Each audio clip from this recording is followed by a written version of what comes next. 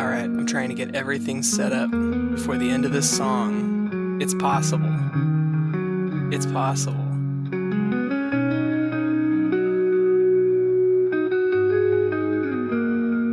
Top.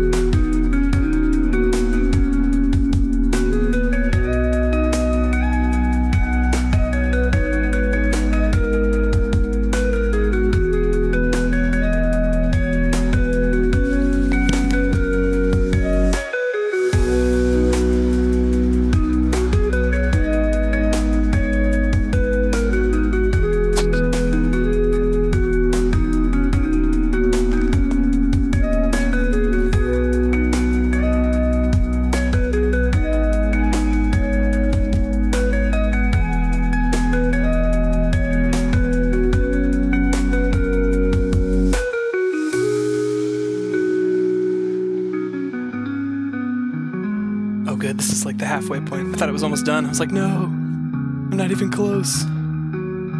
Alright. Got that set up.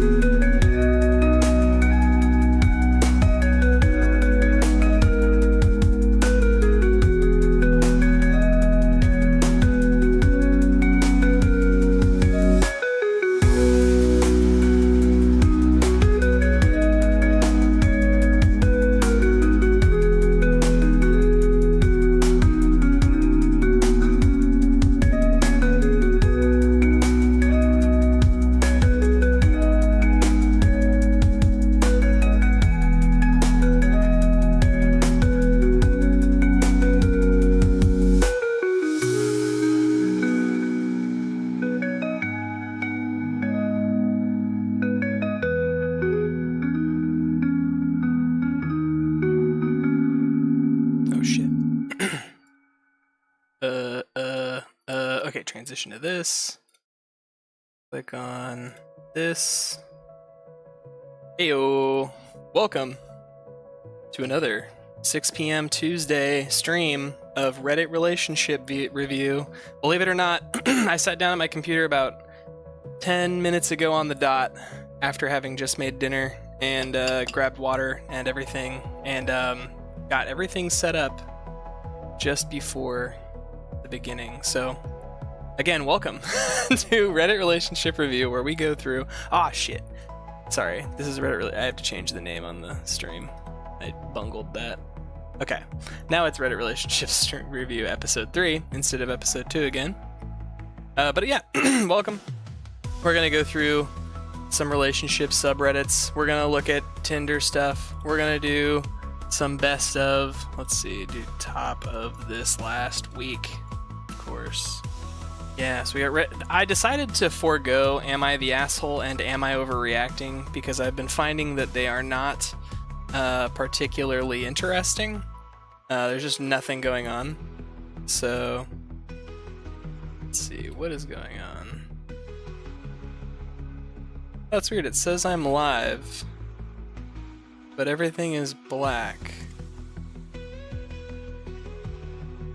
Oh, now it's working. Sweet. Double checking everything. Double checking audio real fast. Everything. Double checking audio real fast. Everything. Let's see. Over here. Audio real fast. Everything. Sweet. Okay. All right. Well, without further ado, let's pop over to relationship advice subreddit. All right, everything's working. Excellent. Welcome. Yeah, let's hop right in. Need advice. My fiance expects me to make him a full course breakfast during the work week. Are there women who work full-time who have to have time to cook a full-time breakfast for their man before they start work? Already. We're looking at something a little crazy. Oh yeah, I think I need to zoom in. That was a... here we go. Maybe zoom in one more? What if I zoom in again? What if I zoom in again? Oh, then it gets cut off. What about here? How about that? That seems like the best middle ground between readability and my readability. My fiance is used to eating a full breakfast in the morning, which includes bacon, eggs, potatoes, and toast or biscuit. We both work a full-time hybrid schedule. He says I should cook him breakfast at least 2 days during the work week and on the weekends when he is hungry. I'm not a breakfast person and I don't want to wake up earlier than I have to fix breakfast when I can eat yogurt.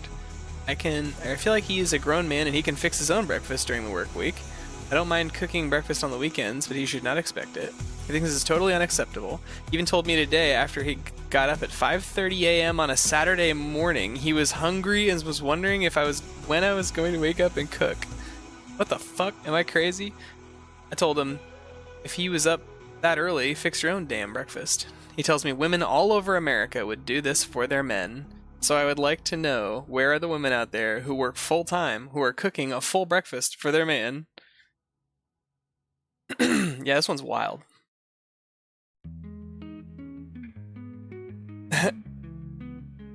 Yeah, I was gonna say, my fiance is used to eating. I need to... Okay, future rule, chat.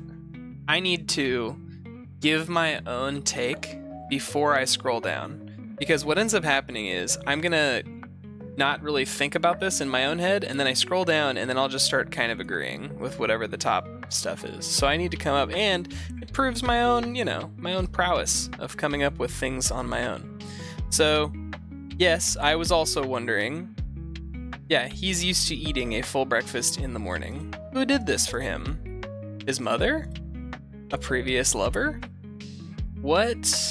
You aren't his mom, so that kind of defeats that. Like, I'd love to know. Or was it like a roommate who was in love with him? I'm trying to figure out who's doing that for him, because that's crazy. What else? He says I should cook him breakfast. Yeah, I'm kind of agreeing. Like, I was also going to say, it depends on where you're from and that kind of stuff and all this. But, like, yeah, if she's working full-time, we both work full-time hybrid. Like, is he trying to say you should cook me breakfast on the days you work from home and also on weekends? Like, what is he doing to offset that concession, I guess? Or that act?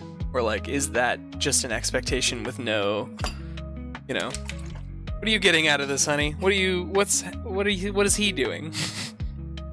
I'm not a breakfast person. I don't want to wake up any earlier than I have to fix breakfast. You go. Yeah, eat a yogurt. I don't understand bacon, eggs, potatoes, and biscuit. Or toast. Like, where are you from? That's crazy. But then he says all over America.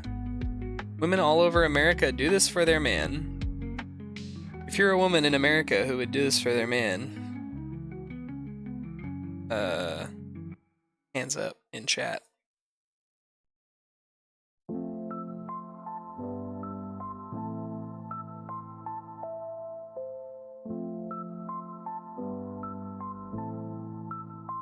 Alright, well, only one strong woman in chat. It's me.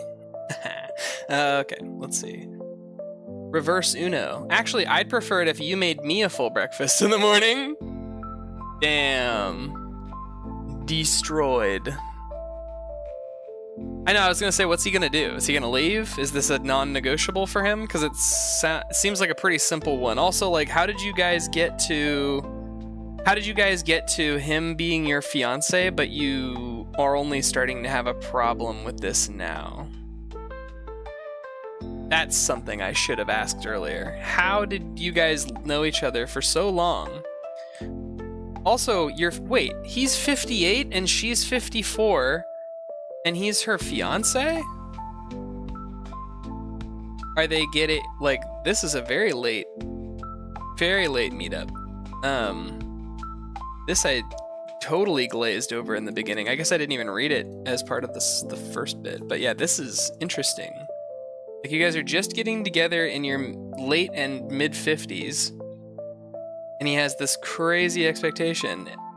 Okay, so then my fiance, so he's used to doing this. Okay, is he used to doing that because his previous wife did this? I feel like 58 and 54, this requires more than like a paragraph of text. There's more going on here than this. I know brevity is the soul of wit, but sometimes you can't be too brief.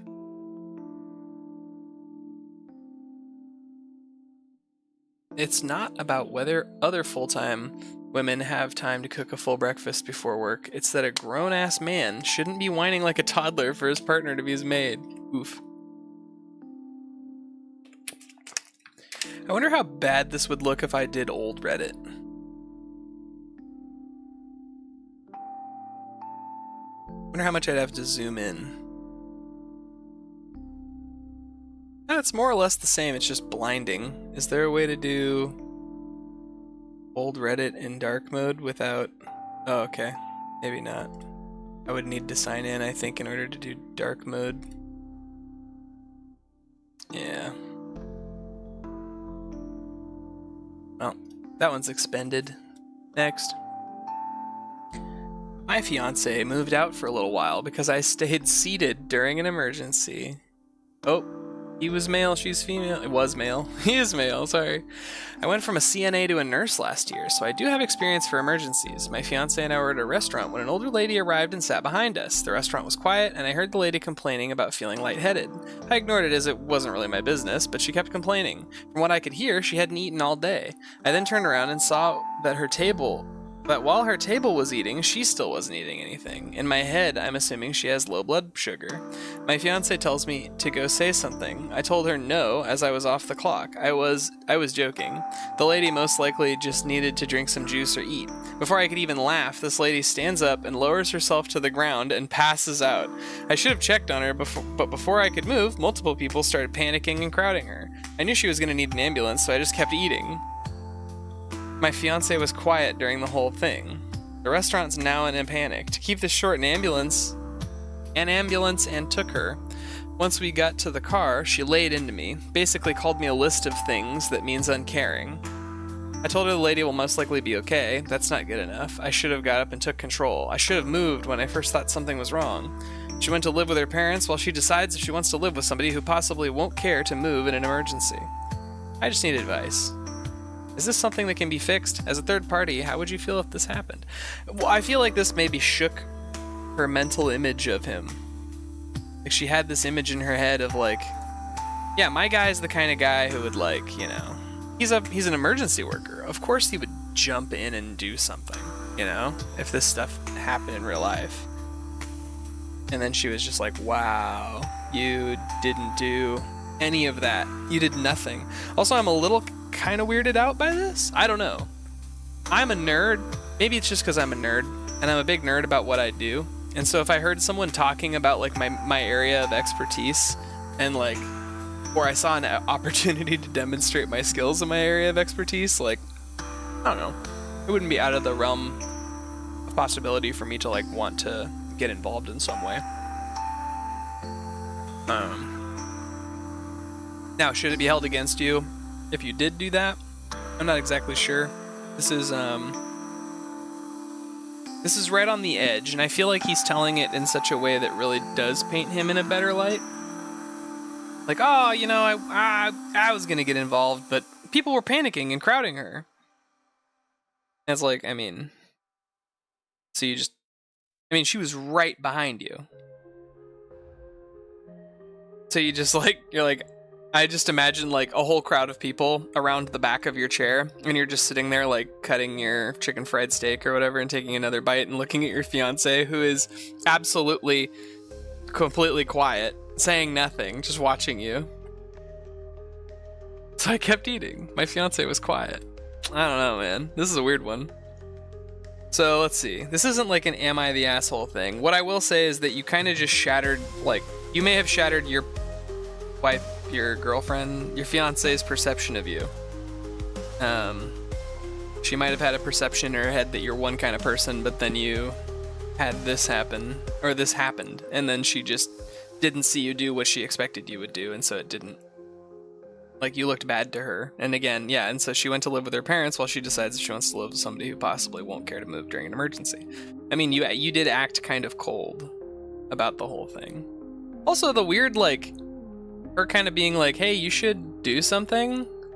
And he's like, nah, it's gonna be okay. And then within, like, 10 to 15 seconds of her, tells me to go say something, I say no. I was joking. The lady most likely needed a drink before I could even laugh. So like 15 seconds later, this lady stands up and gets on the ground and passes out. Like, damn, dude. Are you gonna do the same thing to her? Sit on her ass and do nothing?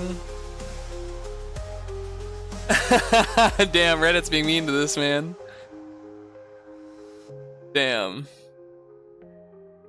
I mean, he didn't. It's not about something he did, because he actually didn't do anything. Like, literally, he did nothing. And I think that's also the problem. It's about something he didn't do. I'd be concerned too if I was her. You clearly realized the woman needed help before she collapsed, and as a medical professional, you'd normally step in. I don't know about this. You'd normally step in. I feel like this is kind of just assumed. It's like, oh, if you're a medical professional, you're obligated to use your skills off the clock whenever someone needs them. You know? And it's like, wait, what? Fuck you, dude. I'm off the clock. Like, if you're a mechanic, are you obligated to stop your car on the road and help someone change their tire? Like, I don't know about that one, Chief. That seems a little interesting. Like, you can do something. I mean, it's nice. It'd be great if everyone thought like Spider-Man, like with great power comes great responsibility. There's a lot of people out there, and like, honestly, I don't know. I get it too. Like,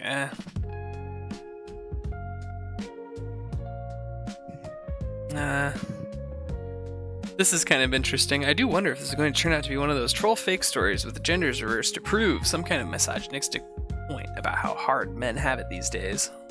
I don't know about that. I mean, yeah, the keeping eating does look a little psychopathic, especially when he's just like, ooh. But like, I don't know. I don't know. She lost respect for you and changed her. Yeah, this is true. You don't sound apologetic. Yeah.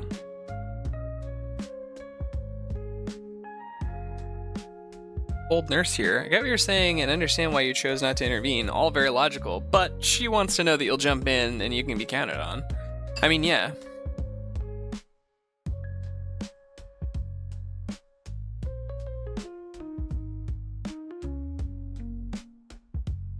I don't know. I always tell this story about how, like, a very, very long time ago, I was like witness to a shooting. Some guy just like shot a homeless woman and like drove away. And it was really weird to be the only person in the area that was like actually trying to do something. I want to say it was like 9:30 on a Friday night. And so it wasn't like crowded, but like the gas station that I was parked at was totally, like, all the pumps were full at the gas station, and then across the street there was another gas station that also had all the pumps full. And out of like all of those people, all those cars, everybody, and then it was like in a 5-lane road too, and like all of that going on, nobody did anything except me and like one other person. I I called 911 and like ran over to her, and then somebody else like went and got water and used and tried to like give her a tourniquet for it. But yeah, it was crazy. There's, I want to say 70% of people did nothing. And then 25% of people pulled out their phones and started recording it. And then 5%, being me and that other guy, did something about it. Which is, just kind of sad.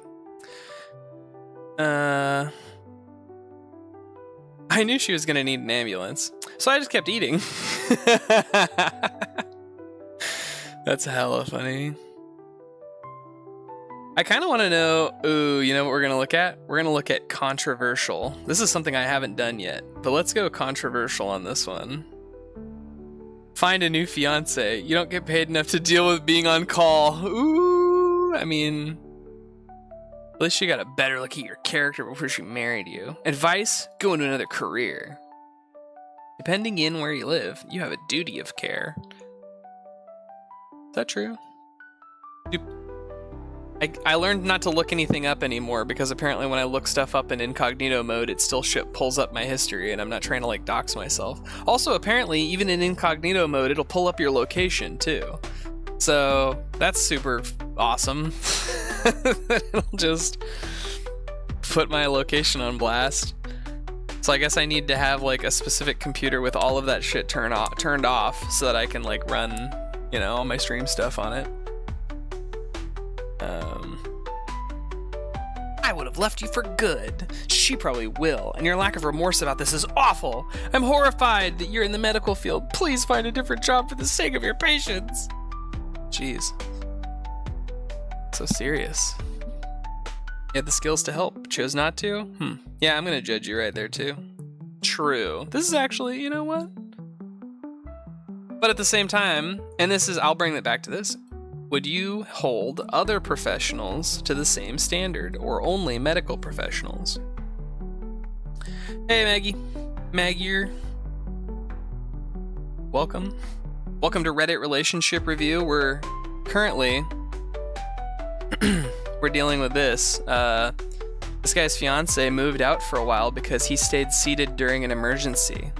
Long story short, he's at a diner, and the woman seated behind him, an old lady, is complaining about being lightheaded, and eventually she passes out. And he is a nurse. He's now a nurse.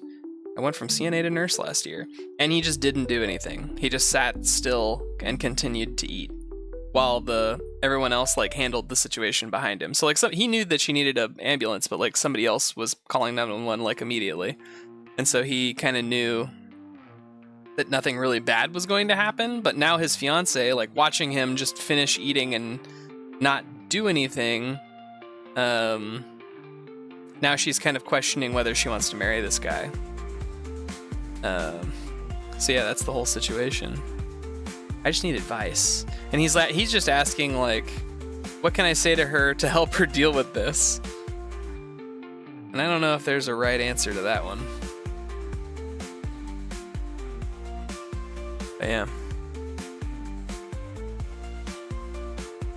And then we were looking at controversial comments. What do you think about that, Magyar Hirsch 39? Because another thing that I was bringing up was we don't really expect any other professional to be on call 24/7 like we expect men. Yeah, wait. Why should I do stuff if they're already? Yeah, there you go. Do you need 25 people to call 911? Thank you. I also agree with this. That's a good take. So let's see. My fiance tells me to go say something. I told her no, as I was off the clock. I was joking. The lady most likely just needed to drink some juice or eat. Before I could even laugh, this lady stands up and lowers herself to the ground and passes out. I should have checked on her, but before I could move, multiple people started panicking and crowding her. I knew she was going to need an ambulance, so I just kept eating. My fiance was quiet during the whole thing. Yeah, so he was just like, there's no need for me to like join this cacophony of like sound and action. Like I can just chill and everything will work itself out. Adding myself to the situation doesn't help. But it was kind of interesting to see, you know, of course Redditor's gonna Reddit, and everyone else is, I mean, I feel like this is an irrational jump. She's wondering, you know, if she needs help, are you gonna do the same thing to her? And it's like, no. That's ridiculous. Oh god, there we go. It's just... Oh god, abused my chickens. I don't know if I want to read that. It seems dark. So yeah, torn on this one. And yeah, is being a medical professional the only job where you're expected to work 24/7? Like, if somebody's having a heart attack, you're supposed to do something, versus like a mechanic, and you're like driving down the road and somebody needs like their tire changed. Are you obligated to stop and help them change their tire? Like, not necessarily. True. Relationship advice on the internet? That's where all the good advice is. Oh no, my nephew abused my chickens is the next one. Can he please have been kicking them? Picking up bricks and hucking them at my chickens. Okay. Whew. I was worried. I was very worried what a 10-year-old was about to do to some chickens. At some point, okay. Long story short, 4th grader nephew was supposed to be playing outside my parents' house next door, but he opened my gate and my privacy fence, snuck into my yard, and I checked all the doors. He actually chatted with me at my Ring doorbell while I was at work, and I told him, "Hey buddy, how you doing? I'm at work, but I can't wait to see you later. Have a good time." He went in my backyard, started picking up bricks from a project I was working on, and hucking them at my chickens for 8 minutes. At some point, he went and got his brother and one of my also younger sons. The brother threw a few good swings at my hens, and also my son threw a tiny piece of cracked off mortar. He injured my rooster and my literal very favorite hen, who is at the top of the pecking order and is the very friendliest with the biggest personality. The rooster I specially selected out of 6 that I raised. I kept him specifically after growing them all up and watching them interact with the flock and my family. I selected him for his calm temperament and friendly behavior. They're both wounded pretty bad. The rooster has a bad limp, and my best hen took a brick to the face. Oh, I made a big deal out of being upset by his actions, and I'm concerned that he would have such abusive behavior and then lie. I mean, at least it was dying. This is like your kids went out and, like, if you threw rocks at, like, I don't know. I assume they're like also penned up or something. The story he told his parents before I ever met them is, my aunt asked me to go collect eggs with my cousin, and we went into the coop like she asked, and the rooster started being aggressive, so I started throwing rocks to defend myself. Whoa. So he lied about the behavior. His mother, my sister, says she has no idea where he got this behavior from, or where he thought it was okay to entertain himself like this. That wasn't okay at all, and that's it. They're going to have him call me after work. Apparently I'm autistic. Please read the edit. And this affects the way I deal with personal conflict. Oh, okay. Whoa. How can I move forward through this situation while protecting my family and my property, while also not being a total dick? I'm a single parent, and my sister just gave me a pretty nice minivan. We're on good terms, but what the fuck? I feel like it's a big deal. I made a big deal out of it by sending the CCTV video footage and information about what happened to my sister, and informing the parents, and my parents are all, boys will be boys. It's just a stupid mistake. But this boy just opens his mouth and lies and lies and lies. Moving from lies to violence on defenseless creatures is a whole big deal. Yeah, specifically, like, right, like, a world of difference between slaughtering an animal and throwing rocks at it for amusement. How can I handle this moving forward? Ban them from my house? That seems like a bad move. There's no way. It has to be a healthy way to handle this. I'm anxious about how to handle this apology. I had a big conversation with my child about how our chickens are injured because he stood by, and while he only threw a tiny piece, he allowed someone else to harm them. Fair. Nothing to do with the fact that he... Wait, I added that I'm autistic because it affects the way I communicate. Yes, it has nothing to do with the... Oh, okay, yeah. I'm autistic. You need to protect your animals, and maybe even your child. That kid needs counseling, and the lack of empathy is startling. I would make your home a no-go zone and a safe space. I mean, okay, damn it, I did it again. I made a rule earlier and I already broke it. The rule is I need to weigh in on this before I go and look at the comments. So weighing in on this, I think that throwing rocks at a chicken is probably not cool. Should probably chill on that. I don't know if I would do something like that necessarily. How old are they again? Fourth grade? That's over 10. Yeah, 8 years old is when you know, right? You should be able to start discerning right from wrong. So I don't know about this one. Sounds like that kid shouldn't hang out in your yard anymore. Giving you a minivan's pretty nice. A pretty nice minivan, even.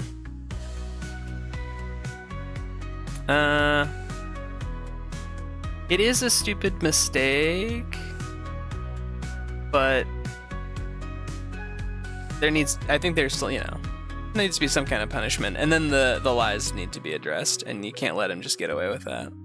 Just telling you a complete bullshit story and then being like, oh, well, come on, man.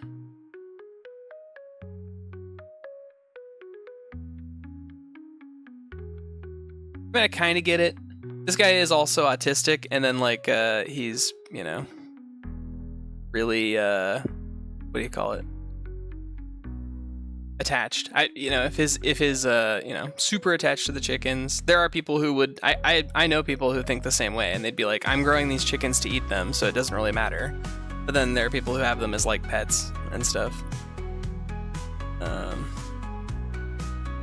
Yeah, interesting. I was so worried though when it was abused my chickens, because I was like, oh god, what did he do? Like, oh god, please no. I got really drunk at a wedding and my boyfriend did something. Need to know if this is okay. Dun dun dun. So I was part of a wedding party, and essentially from the morning until the reception at 6 p.m. there was no food. Wait.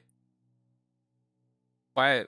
Okay. I was starving all day. Got to the reception and there was still barely enough food, so I started drinking and ended up getting insanely plastered. My boyfriend, how old is she? 30? My boyfriend showed up a little bit after I had gotten to the reception. We stuck around there for a couple hours, but ultimately I ended up being way too hammered to stay there. He had to drive me home. On the way home, I threw up 3 times and couldn't eat or drink water because of how out of it I was. When we got to my place, my boyfriend was quite upset. Somehow, I was able to walk my dog when we got home. Barely. I think I could only take him right outside the door before sitting down on the curb. This is just context for the state I was in. When I came back into my apartment, I changed out of the dress I was wearing and put on a baggy shirt and immediately blacked out in bed.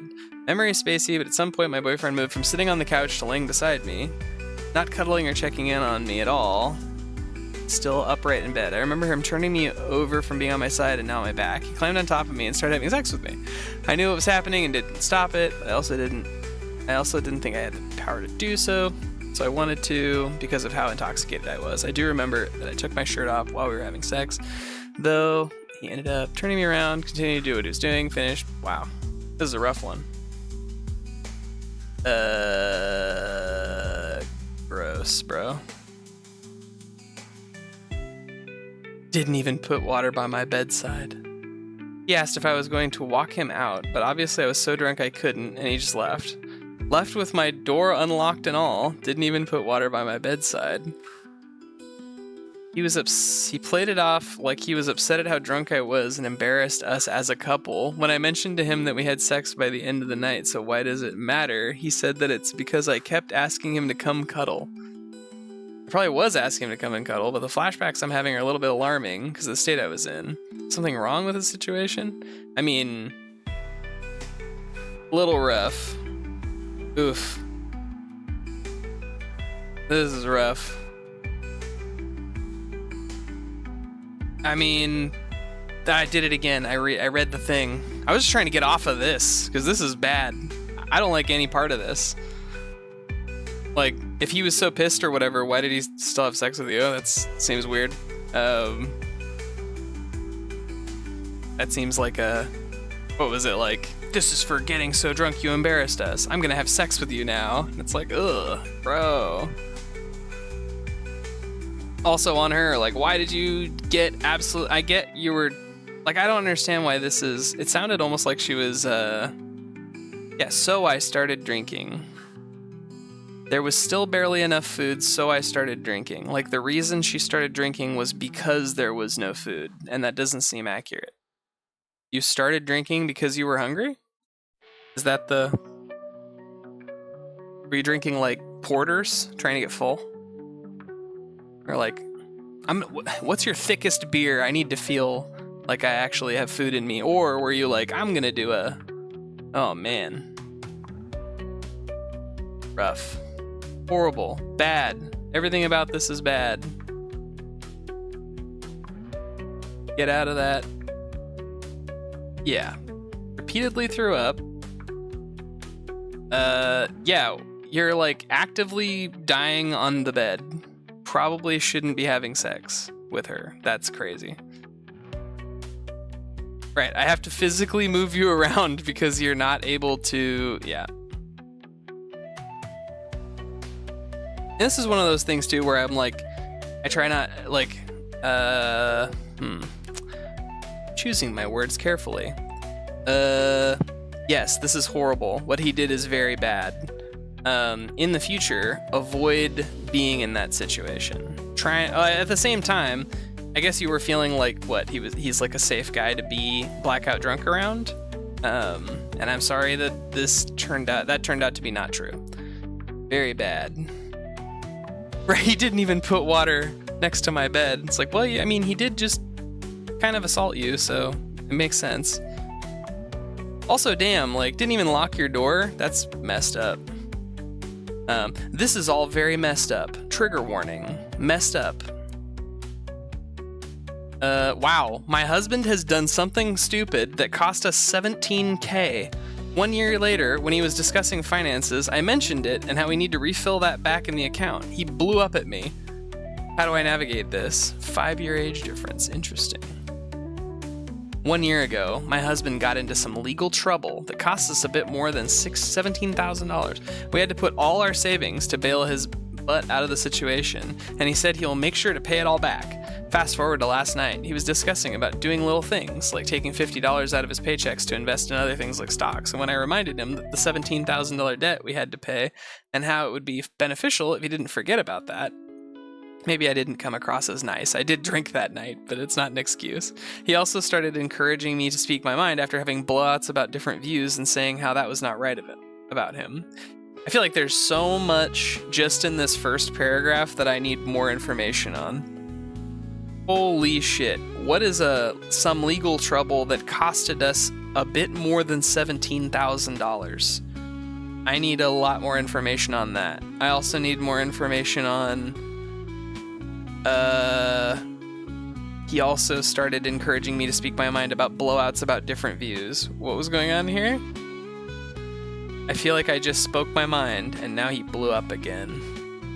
Today, he came into the bedroom where I am sitting with a big migraine and threw a pizza box down by me. He said that I can take $15 off of that $17,000 because they fucked up the order and he got it for free.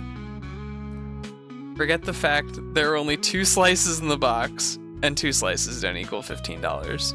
Either or, he called me a fat bitch and said for me to make the calculation because after that $17,000 is paid, he will be filing for divorce. You know.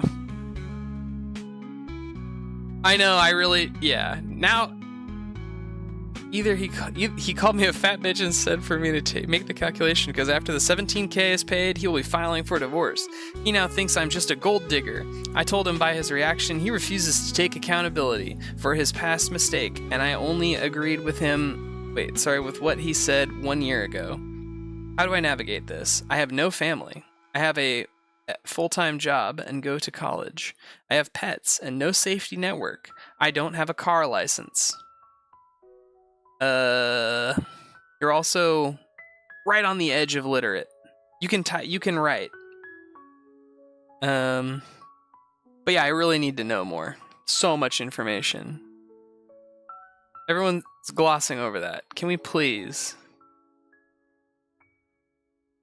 Yeah, it sounds like a toxic situation. I have no family. I have no friends. I have no safety network. This is abuse. I mean, he's abusive. I don't know. I mean, more information required. I need to know information about he got into legal trouble that costed us $17,000. Was it really? Nobody's asking? Nobody asked. Get more information. True.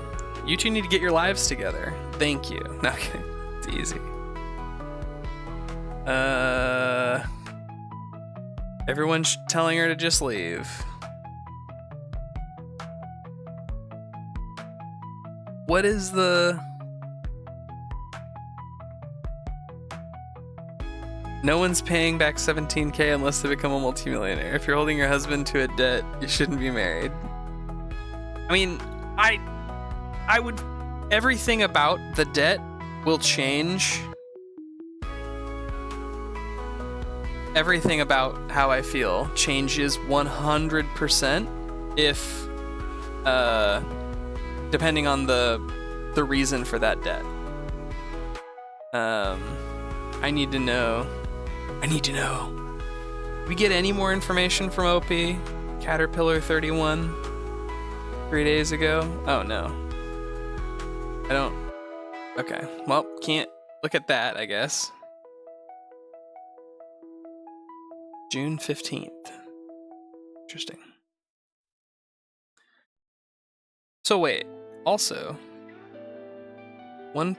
1.8 post karma, 1.8k post karma, but they have 2.4k on this post, which means some other post must have gotten negative 800 karma or something like that. Negative 600 karma, or they have to have a net. I don't know. That's crazy. I need more information. NMI, I cannot make a determination because I need to know what's giving you a migraine. When are you gonna get your car license? Are you a fat bitch? No, I'm kidding. That's not true. That's not fair. I need to know. Why 17,000? Yeah. Who took the... Yeah. Who's the loan's name in? Did they get was the debt before or after they were married? That's also a big deal. 1 year ago, my husband. How long have they been married? They get married after... they were probably married already. How long have they been married? 30 and 25?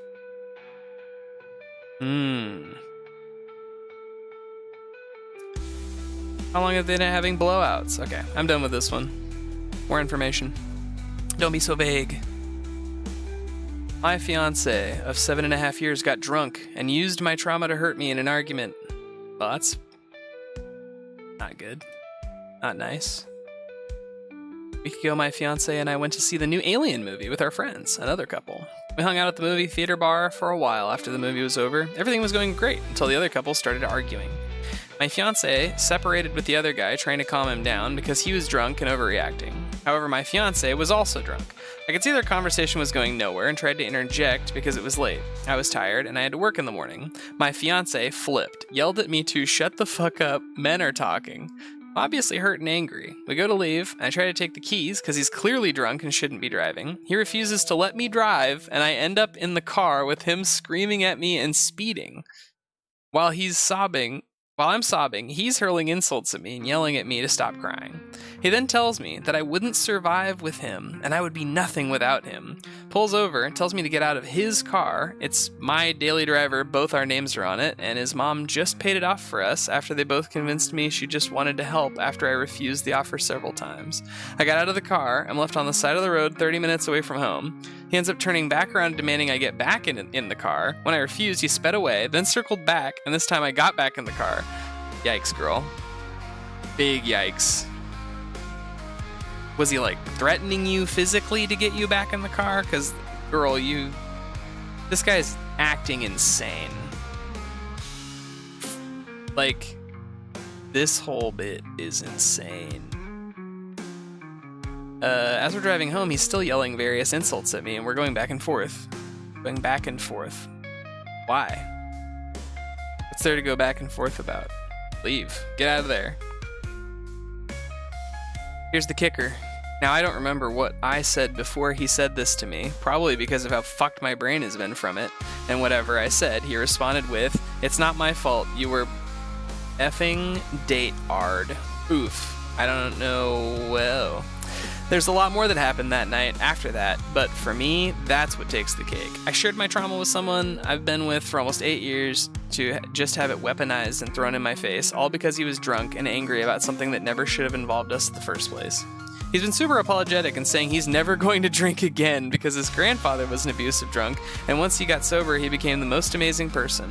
I just don't have faith in growing together anymore. I'm so sad. I wanted this to work more than anything. I feel like I've wasted so much of my life trying to convince someone to be good to me. My take before I go to the comments. Yeah, I don't think you can come back from this one, dude.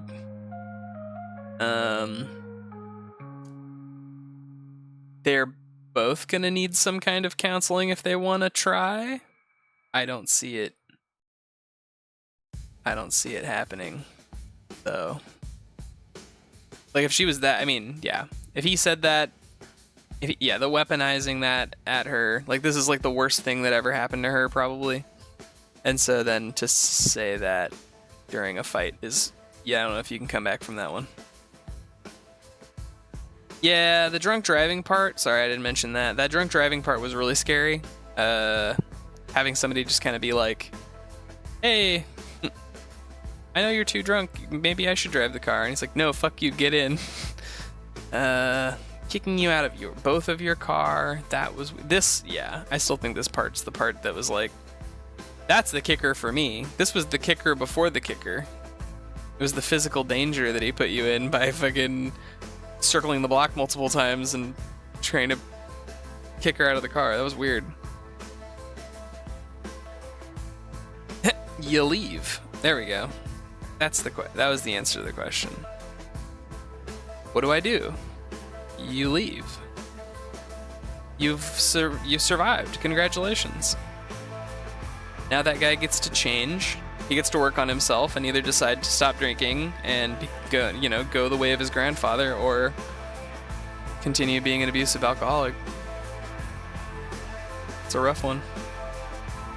I need help on confronting my boyfriend about a gross situation. Oh goodness. Has it got a little touch on the loud side? A gross situation. Ooh, is his butt smelly? I'm in a bit of a pickle and could really use your advice on how to handle a really awkward situation for my boyfriend. We've been together for about 2 years and he recently moved into my apartment. Uh-oh. Stinky. We've been together for about 2 years and he recently moved in. Oh, I already did that. For the most part, everything's been great until I started noticing some strange issues with the shower drain. No.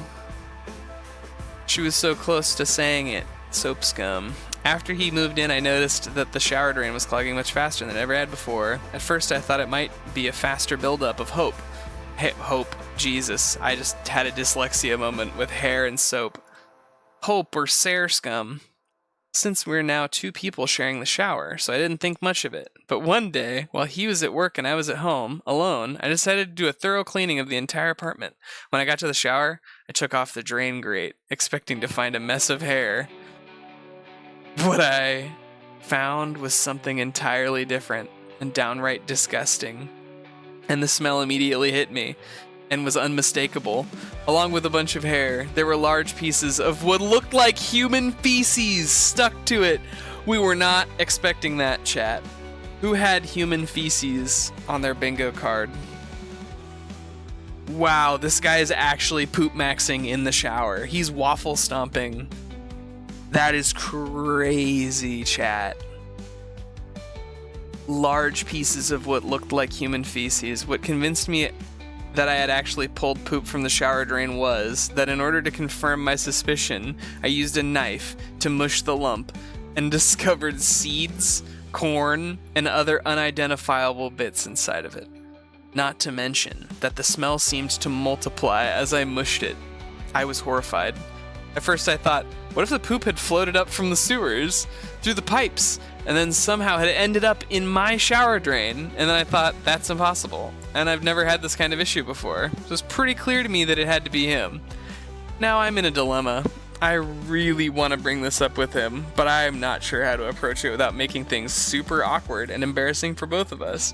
I care about him, and I don't want to hurt his feelings or make him feel ashamed, but at the same time, I can't just ignore it. This is a hygiene issue. Hang on, chat. Yeah, I know, just talk to your boyfriend. I said this in another one. So many of these are like those bad soap operas where you, it's like this whole thing would be solved if people just actually spoke to each other. Like, honestly, and just like, hey, stop pooping in the shower. I don't know where you were that worked for you. Stop pooping in the shower. Don't ever poop in the shower ever again. If you need to poop, poop before you get in the shower or after you get in the shower. Do not poop in my shower. All right, sick. Or if you're going to insist on poop maxing in my shower every time you shower, then you're gonna need to also be in charge of cleaning all of this every time. And I can and as long as I never smell it or see it, then I'll just pretend it didn't happen. But if you're gonna poop max in the shower, you cannot leave a problem. Are you shitting in the shower? Yes. Hang on 1 second. I need to search something on Google, and I don't want anyone to see my screen while I do that. So I need to switch over to this. There's gonna be no music for 1 second as well while I switch over.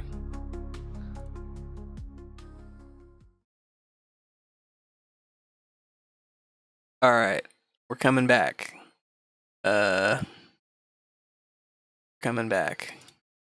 Transition back. Found it. Uh-oh. Stinky poop. Poopies. Funny poopies. La la la la. True. Funny poop. True. All right. I appreciate the advice, and I'll have a talk with him when he comes home from work. Perhaps I'm too forgiving, don't get me wrong, I'm utterly repulsed, but this man is also the love of my life, and believe it or not, he's much more than someone who shits in the shower. Well, anyway, I hope this is, okay, maybe to you, the sum is, equal to more than the parts. I don't know. Anyway, I hope there's something we can do eventually laugh about and move on from. I'm willing to give him the benefit of the doubt. Perhaps it was normalized in his upbringing and he just needs someone to tell him otherwise. I don't know. Or perhaps he has some issues with his bowels and have been too embarrassed to tell me. Either way, I won't allow him to use my shower as a bathroom anymore. Number 1's fine, I guess. Number 2 is dramatically overstepping my boundaries. What about number 3? Is that allowed? Come on. You need to put up, like, you know how the pools have, like, the rules list next to them? She needs that, but in her shower. It says, like, no shitting. Oh. Interesting. I wonder what's gonna happen. I get that people want to just step up and say it straight to his face as it is. Don't poop in my shower. I mean, that's literally it. Don't poop in my shower. In every other situation, I most likely would have. This utterly stomped me.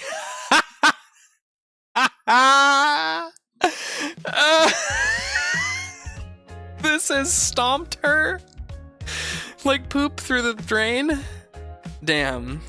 She really couldn't have written. Okay. Come on. She must mean stumped. To the point where I actually don't know how to approach this. I know that you all don't know him, and right now you only identify him as shower poop guy or whatever, but that's not who I know. He's caring and treats other people well. He's funny and smart and interesting, and I generally think he's a good person. This is someone whom I imagine I start a family with and live a long life together with, hence why I'm perhaps so willing to hear him out. I think that's what love is, the willingness to try and understand where your loved ones are coming from. To understand their thought process and reasoning behind their actions and words. We all do stupid shit every now and then. I think for the most part, forgiveness should be granted if you learn from your dumb decisions, depending on the severity. I don't think he has any ill intentions. This is literally the only thing that has made me question our relationship in the span of 2 years. So yeah, I am going to give him the benefit of the doubt. Uh-oh. Update. I'll invest the energy I wasted during my studies and use what I learned in my creative writing courses to provide a dramatic account of this evening's events. We stood in the dim bathroom, both perplexed, the air thick with tension. I had only glimpsed the problem, sensing something more bewildering underneath the surface. It all began with a misunderstanding that spiraled into chaos. My boyfriend believed I was responsible for a troubling situation in our shower. With apprehension, I decided to confront him. We needed to tackle this together. As he walked in after a shift, I blurted out, "Have you pooped in the shower? I'm not judging. I just want to understand why." The words hung heavy, and I saw horror on his face. It felt like I had caught the guilty bastard. But then, to my disbelief, he said, "What do you mean? You're the one who's been massacring the shower for weeks." My mind raced, and I could only manage a stunned, "What?" It turned out my boyfriend had been rinsing the shower tiles every morning, scrubbing away what he thought were my late night indiscretions. He had kept the secret to spare my feelings. Of course. "But you're the shower pooping culprit," I gasped. Confusion okay, so now I'm actually beginning to believe that this was a creative writing exercise. Creative writing. Slut. For a moment we stared at each other, our minds racing. If it isn't this, then who is it? Slut. I plan to contact the managing agent first thing in the morning to hopefully identify the issue with our shower draining. We're both feeling exhausted, but beyond relieved that neither of us is a shower pooping partner. The SPP, if you will. You never want to be the SPP in a relationship. Wow. And they're sending someone to come check the pipes. I really don't think it's my boyfriend. I can't imagine he would go to this extent. I've known him for years. We've been dating for the past 2 years. Some of you think I'm in denial. But LR it just seems too far-fetched.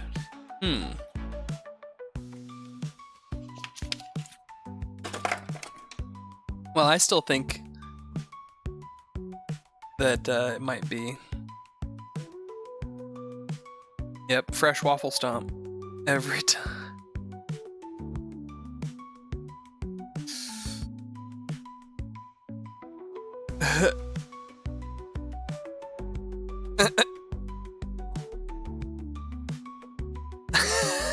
Sorry, I'll read this one.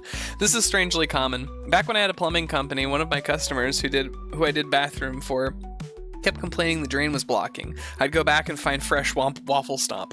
First time, I cleared it, no questions asked. Second time, documented it, mentioned it to the couple. They denied it. Third time, I attended, same. Documented, told them, showered with them while they waffle stomped. They still denied it. And any future calls are billable. They took me to small claims, claiming that the shower isn't fit for purpose. I'll tell you what, handing the judge a bunch of printed out photos of a waffle stump was a surreal experience. Surprisingly, he didn't flinch. No, I think it was the drain. At least I hope it was the drain. Unless, yeah, there's somebody busting into people's houses, taking messy shits in their shower and then running away. But only for this particular couple. That seems ridiculous.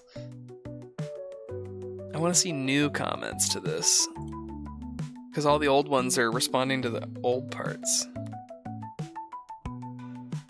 Most griffing, edge of my seat. Nice, don't shit yourself. Edge of your toilet seat, perhaps? A showy pee-pee. It's a fucking war crime. Yeah. Man. Well, I'm glad we got a poop one. I hope that we get a poop one every week. Oh. Did we read this one last? Did we read this? That was the original? This is an update. Huh.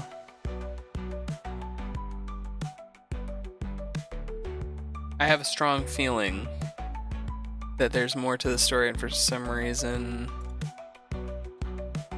show me the posts. Show me. 8 months ago. Wow. My husband and I have been married for 3 years, been living together for 5. Sorry. My husband and I's marriage being ruined by his sleep apnea. When is an ultimatum okay? My husband and I have been married for 3 years, been living together 5. He says, he's always snored and it's gotten worse.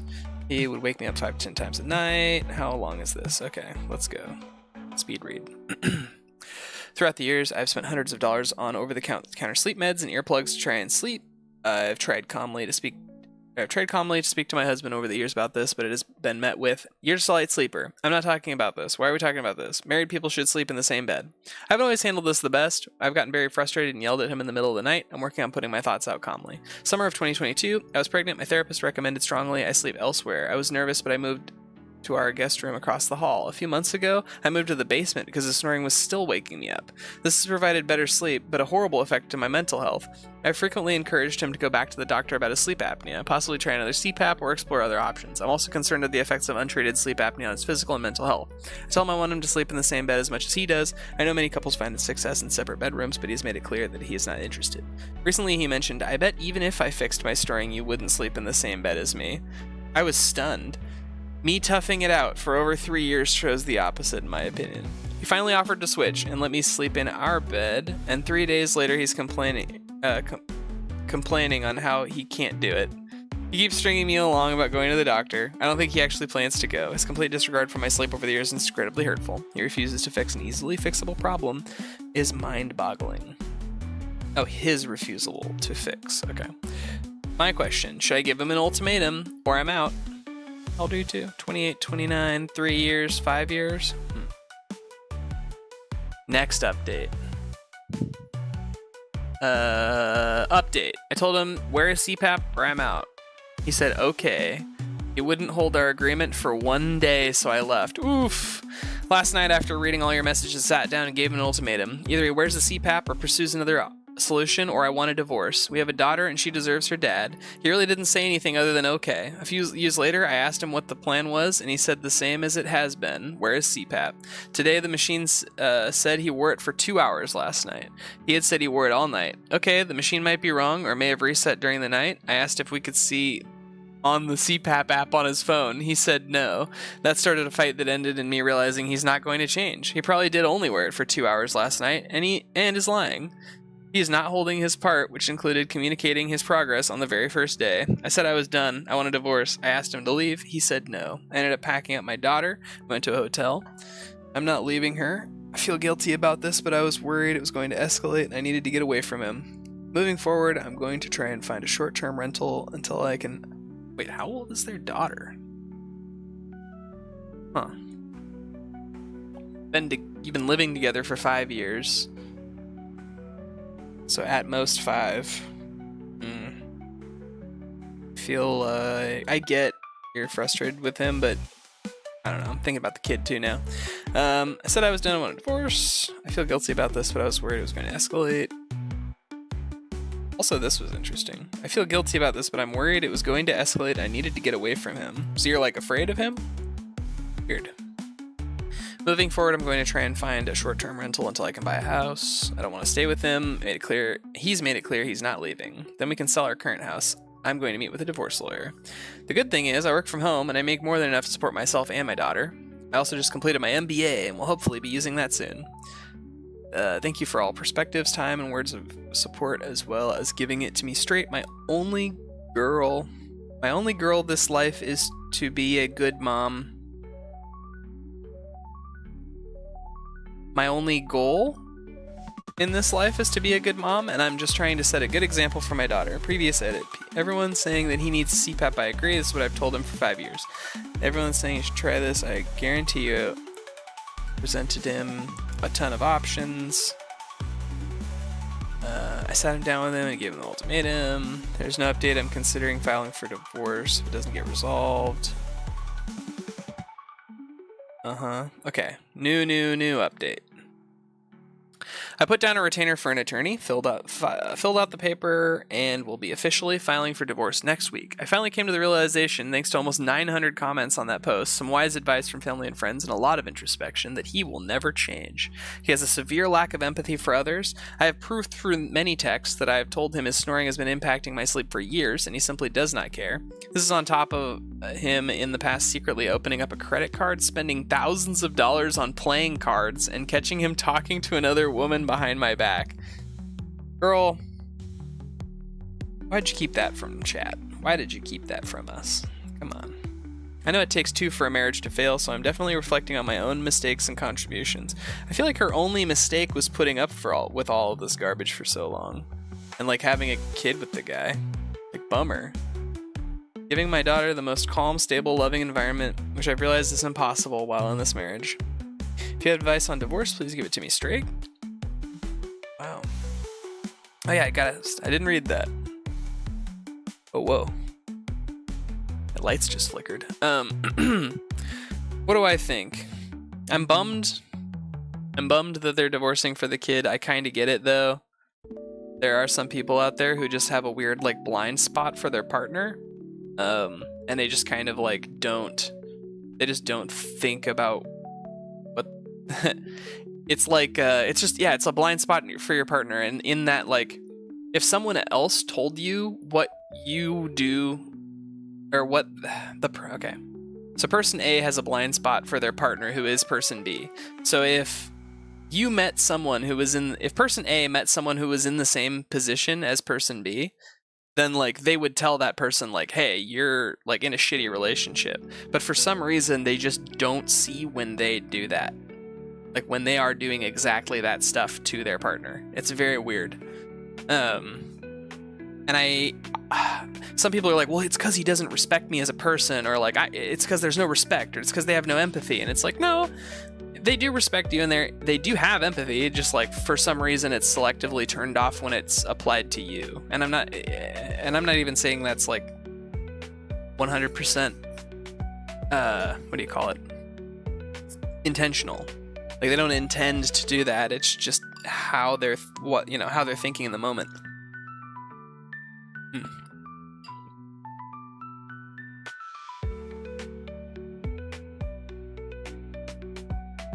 I don't know.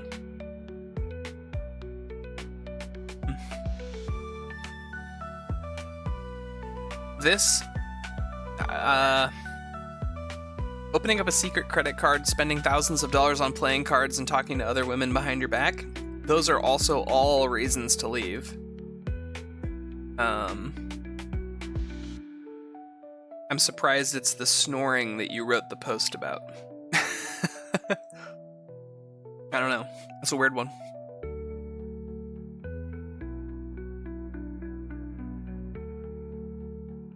I've only read this post, but I totally disagree with the part of your comment about needing two people to fail. The only part that you probably failed was staying so long. Yeah.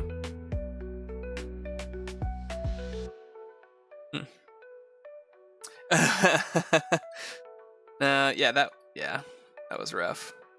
Don't have any advice, but thanks for the push to finally get the CPAP I was prescribed. Bro.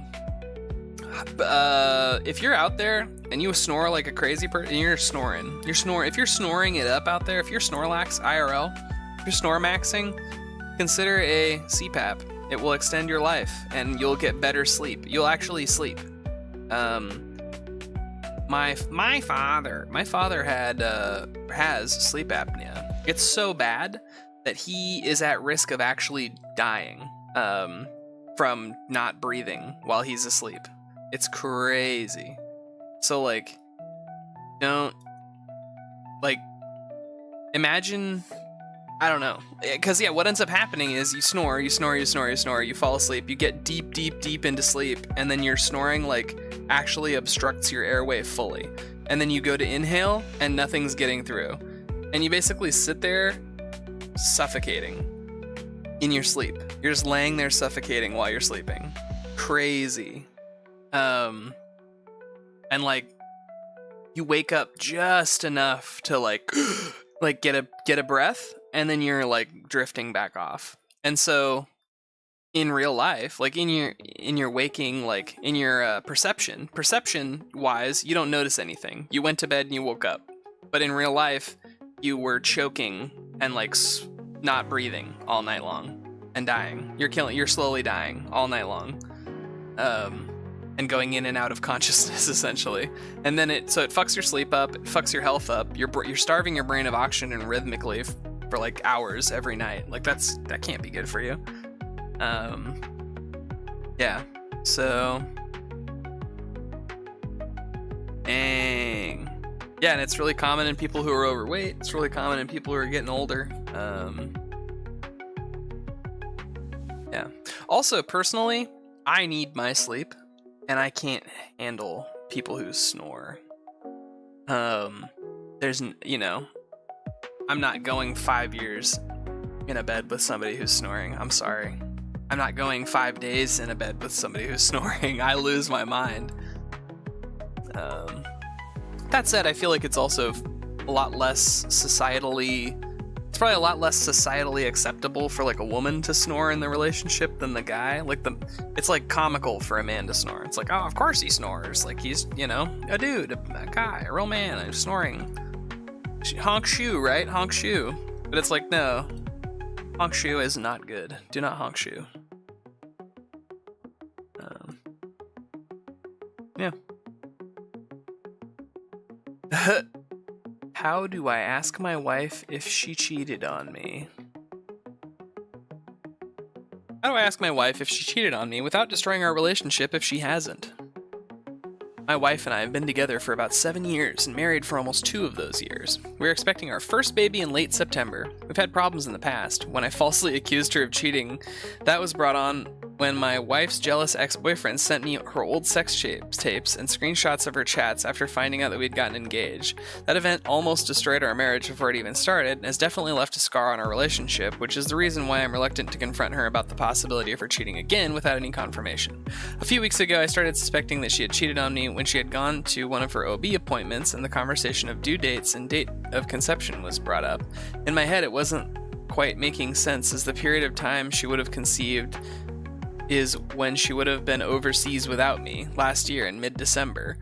My wife went back to her hometown in France to be with her family over the Christmas and New Year break. She was there for over a month. While she was in France, her ex-boyfriend, who also lives in the same town in France, had sent me another sex tape that I ignored at the time, believing it was another shitty attempt to ruin my life, but then later watched when I started getting paranoid after finding out the date she would have gotten pregnant. I also have reason to believe that the video he had sent was recently taken purely based off the way she looked and other certain details.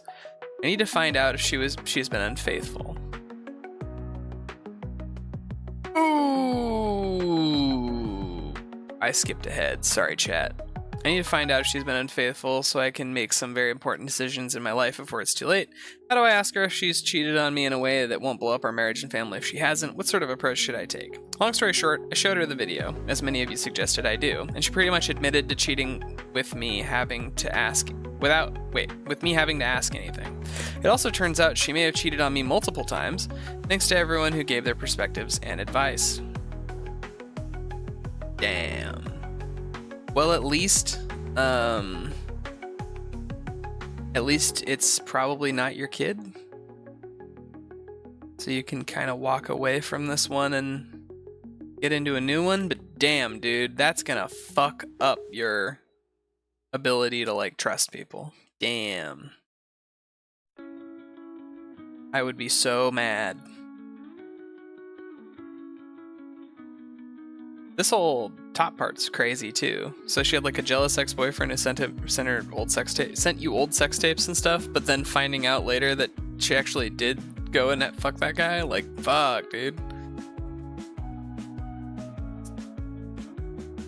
Yeah, I probably would have recommended that. Find out the metadata. That's what I thought he said when he was like, I thought it was a recent video. Purely, yeah. I have reason to believe that the video he sent me was recently taken purely based off the way she looked.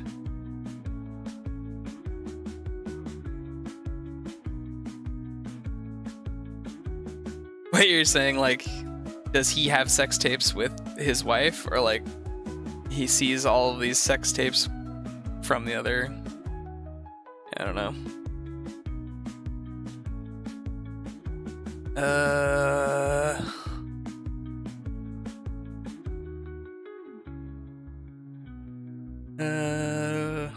Oof. Okay, update. First of all, I would like to thank everyone who commented with advice and also those people who criticized my thoughts and actions. Reading multiple perspectives about my situation helped to open my narrowed view and give me more balanced perspective. I'm not too sure. Wait, what? Gave you a more balanced perspective? What's the what? Oh, I understand. This is okay. I understand. I get it. He added the end-to-end update to the first post. So when you get to the end of the first post, it spoils this whole thing. Yeah. It honestly feels like my life was pulled out from under me, and I'm not sure how to comprehend it. A lot of people criticized me for not telling my wife the latest video, and a lot of you also suggested that I check out the EXIF data to see what date the video was created. Following everyone's advice, I did both. I first checked the metadata to see the creation date, which showed that it was taken on the 1st of January 2024 at 1:18. It was sent to me the 6th of January 2024. I kept in mind that people were saying that data can easily be edited, and I didn't take the new information too seriously, even though it looked like a relatively recent video. After seeing the metadata, I sat her down on the couch to tell her about the video. I went into the conversation fully prepared with a list of things to say I had made with my therapist. I made sure to not make any accusations or make anything I said sound like an accusation and was 100% prepared for her to blow up at me. My therapist gave me a guide of how I should deliver the information and how I should attempt to give her back control of the situation by offering to show her the video, letting her watch it on her own, and deleting it in front of her when she was ready. I started by saying that I had received another sex tape from her ex, and when I received it, then I went into why I didn't tell her immediately after receiving it or after she got back from her trip. After giving my explanation, I asked her if she wanted to see the video. She said yes. So I gave her my phone. She pretty much immediately started the video as soon as I handed my phone over to her. She didn't get a chance to get up and leave the room to let her watch it on her own. As soon as she heard the audio from the video, I immediately stood up and was turning to walk to a different room when she grabbed my pant leg and started profusely apologizing. I said there was nothing to apologize for, as this was from before she met me, and then she was apologizing to her for keeping it from her. She asked me why I decided to tell her now I had told the truth of my concerns about the due date and how it wasn't quite making sense in my head, and that's when she lost it. She grabbed my head and kept saying it was a mistake, and that she wasn't thinking straight because she was drunk. My heart just dropped, and I knew instantly what she meant by her repetitive ramblings. I told her to tell me what exactly happened or I'd leave immediately. Long story short, she cheated on me when she went to France with her ex, sending me the screenshots and videos. They ended up having sex after catching up at a New Year's party that they were both at. They're from a small town in central France with only a population of a few thousand, apparently. They had seen each other from a local supermarket. My wife and her ex are from the same friendship group. Blah, blah, blah. Ex had admitted to hacking into their Facebook account to gain access to the sex tape she had shared with her other exes, although calling what he did hacking makes it sound quite sophisticated. She hadn't changed her password since high school. Yeah. She begged me not to divorce her and tried to bargain with me, promising it would be the only time she'd ever cheat, promising she'll be the best wife to me, letting me have sex with any and as many women as I'd like, and even stoop so low as to offer sexual acts. I said I'd only consider staying if she would do two things: give me her phone so I can go through the messages and get a paternity test done. She instantly agreed to the paternity test, but was a bit more hesitant about handing her phone over, but eventually agreed. While looking through her phone, I found more evidence that she cheated on me on New Year's Day, as well as evidence that she had cheated on me one other time from her period tracker app. She uses the app to track her periods and sexual activity. I just had to go to the dates where I wasn't in the same country as her to see if she had sex or not. So she's literally leaving notes. Sorry, my music stopped. Literally leaving notes. Oh yeah, cheated on him now, cheated on him then, cheated on him this time. Like, seriously? Crazy. It's just in her app. Wow. Unfortunately for her, she was very diligent with keeping track of her sexual activities. By this point, I had already made up my mind about the relationship and just left. I'm currently staying at a hotel and will be moving into my apartment that I had been trying to rent out for a while. I've spoken to both my solicitor and my wife and have agreed to go to the mandatory counseling in order for me to be able to go through divorce, which will start in October. I've also agreed to get the paternity test done after the baby is born, and I got my in-laws plane tickets to come to Australia earlier than originally planned so they can look after their daughter. Oof. Wait. I've been advised by my lawyer to not get the paternity results ASAP. Can help my case with the divorce. I don't understand. He must be saying, like, to get the paternity results ASAP. I'm from Australia, and our percentage laws are pretty fair to both mothers and fathers. I can have my name removed from the baby's birth certificate at any time if a paternity test shows I am not the biological father. Wow. Wow, that's crazy, bro. Well, I mean, there's not a lot of advice to give here, so just a sad story. That's not what relationship advice subreddit's for. I asked my Mexican husband why he's never pleased with my contributions. He told me that need to Google how to make a Mexican man happy. That doesn't really help. What am I missing? Uh-oh.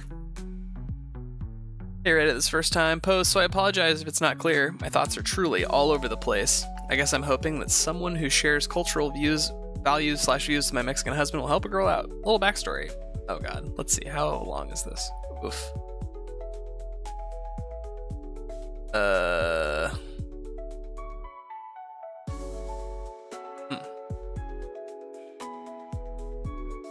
Little backstory. A seems to constantly complain about everything I do. I don't do how I do it. It seems like there's no winning no matter how hard I try. We've been married for almost 2 years, and it has been a very busy 2 years. We got pregnant right away, had a C-section, and 6 weeks later we were moving into our first home, a 3-story 1907 fixer-upper. We were both very excited about this adventure, learning how to work on a new home, making ours, etc. I definitely could have waited. However, it was extremely important to my husband that we own a home instead of renting. So I spent my maternity leave packing, unpacking, cleaning, painting, refinishing cupboards instead of staring and cooing with our sweet baby girl. Also, I feel it is very important to mention I have a son, 11MJ, from a previous marriage. Jerry has several diagnoses which require different therapies, medications, is often out of school for behavioral management, etc. Here's the issue. My husband works 60 hours a week, takes the garbage out once a week, helps with some chores and mowing the yard on Sundays. Yes, he's incredible and works very hard to support his family. Meanwhile, his expectations of me are to work 20 to 30 hours a week and do all the same things that a stay-at-home mother does. I feel like I do a pretty damn good job. Home is tidy, the kids are always taken care of. I do fun things with them when I can. My part-time job is in nursing. It's a hard job. Oh my gosh, okay. I'm sorry, I can't read this whole thing. Biggest complaint. I don't cook full Mexican meals enough. I'm constantly compared to his sister or his mother, who has always had hot food and fresh pancakes waiting for the men after work. Family are farmers, the women stayed home and had plenty of other women to help. I'm on my own. That's part of it, probably. He's used to living in like a village type. I'm not saying like literally a village, but like a village type setting where you have like multiple families working together. So you have like one person doing childcare for multiple children, one person covering most of the cooking, and then maybe like going back and forth. I've been trying to have something quick to make simple tacos with guacamole and queso, and God forbid I don't have fresh cilantro. But he's always sending me elaborate recipes on TikTok in Spanish. On maternity leave, I was working on my Spanish a lot more. Now I hardly have time to shave my legs. I have asked many times that he Google a recipe in English that is close to what he sees in a video, but he refuses. You should learn Spanish if you care about being a good wife. So you got with a really traditional Mexican dude, very traditional Mexican man, and you're not understanding that.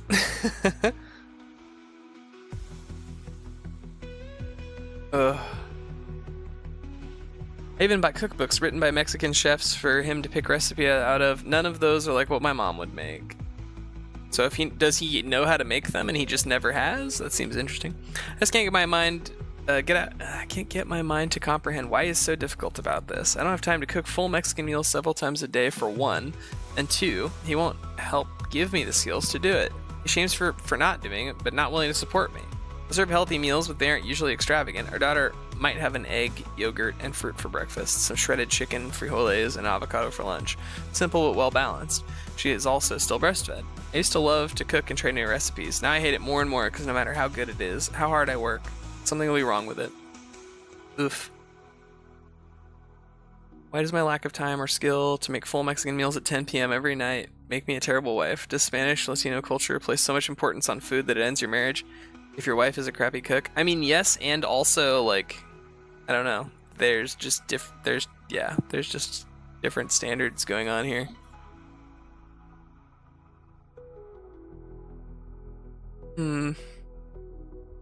Really made him sound like a monster. The food thing is really the majority of our issues besides normal couple spats. I would love to know what she thinks normal couple spats are. He's not always a great listener, but I think he's just emotionally challenged. He doesn't get the whole women just wanting to talk, not wanting a solution thing. He doesn't understand why I get emotional about my job or other things. It's all in your head. Don't let your mind control you, he says. Well, I guess they don't have anxiety or feelings in Mexico. Oof. What is going on with this relationship? You don't even like him. You don't even like this guy. And you've asked what I'm getting from the marriage. Aside from what I mention as his contributions to the family, he makes me laugh a lot, tells me I'm beautiful, gives me attention, is amazing with both of our children, spoils all of us when he can, while never spending money on himself, always makes sure to give me a kiss when he passes me or some other form of touch or intimacy, gives me grace on things that I sometimes don't get done when it's hard to give it to myself. Seriously, he's a great husband outside of this area that working women have time to spend all day in the kitchen. Doesn't understand time limitations, and I can't get him to see. I mean, that's a good question. Why does all of it have to be Mexican cooking? Well, again, because I think it's, it goes back to that super traditional guy. I didn't marry a white woman to have her make me white person food. I married a white woman so that she could, do all the things that I want any other woman to do, which is make me Mexican food and embody what my mother gave, my mother and other women were doing in my life when I was younger. So, what is that? Well, it's being in the kitchen and making food. But also adding on to that, she works 20 to 30 hours a week. So, and she's a single mom. And apparently she doesn't have that same network that his mom did and his aunt. She's on her own. So it's he works 60 hours a week and then he comes home and it's you and the kids. And he's like, why aren't things better? And it's well, because I have no support here. It's just me and the kids.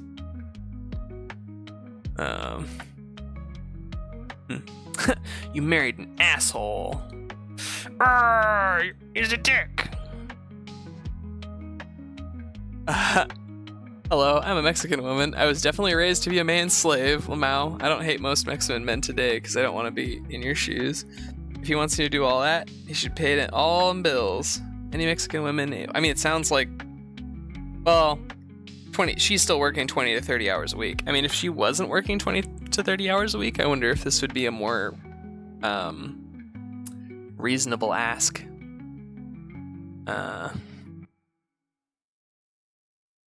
Tell him, yo no soy tu puta gata. I don't know what that means. That being said, go on YouTube and look up De mi rancho a tu cochina. Ooh.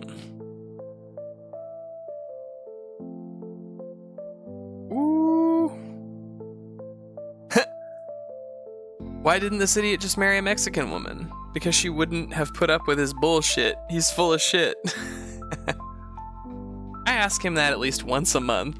He knew I didn't speak Spanish well, that I was career-oriented, and didn't know how to make any authentic Mexican dishes when we got married. What's his answer? I ask him this at least once a month. What's his answer to this question? He's constantly complaining that you're not a Mexican woman. I don't understand how do you come back from that? Oof. Why aren't you different? Why aren't you a completely different person than who I married? Ah! It's just a dick, yeah. I don't know. Oof. My boyfriend is frustrated and upset with me because I constantly get infections. I don't know if I want to read that one. Open condom wrapper on my boyfriend's floor. No, he was just trying a new one on. Okay, sorry. So Friday morning, as I was getting dressed to leave I saw an open condom wrapper on the floor at the foot of his bed. I immediately asked him why it was there, and he became quite dismissive and said, I don't know, I haven't used them in years. Bro. For context, he's the only adult in the house. We live separately. He was trying to make small talk as he drove me home, but I could barely say a word. I was fuming. When I get angry or upset, I find it very difficult to speak. Naturally, every scenario went through my head of him cheating, etc. He knew I was pissed and barely said a word, just dropped me off and left immediately. A good 6 hours later, he texted me to say he used it on a sex toy so that it was easier to clean. If he did do this, it's news to me that he is into that. I actually don't care and would never shame anyone, but I just found it odd that he wouldn't say something sooner, but instead left me to have my own thoughts all day. Man, he's lying about fucking using a, using a on his where, where? And putting a thing on it? Wow.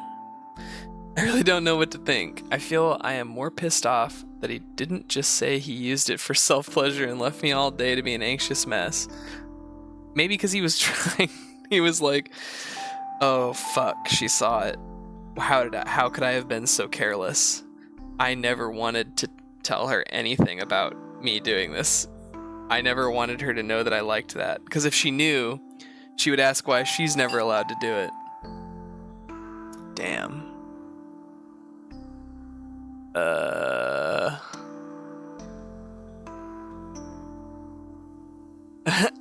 I know, I'd be like, okay, time to pull out the toy. You're gonna have to show us the toys. Trust but verify. Get real familiar. Show me test. Show him how he used it. Ooh.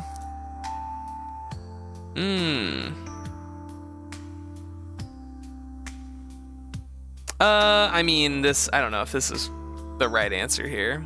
Just because he doesn't want you to use, it's just, he can like it and not want someone else to do that to him. This is bad. This is bad advice.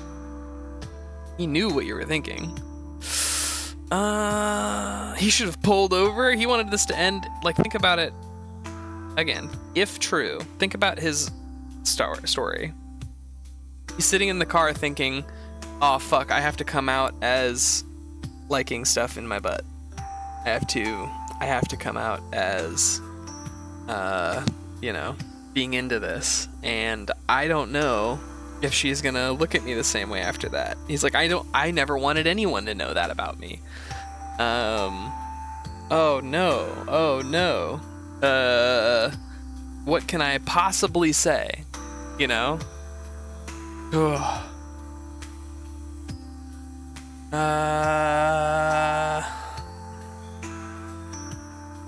I just don't think these are true, dude.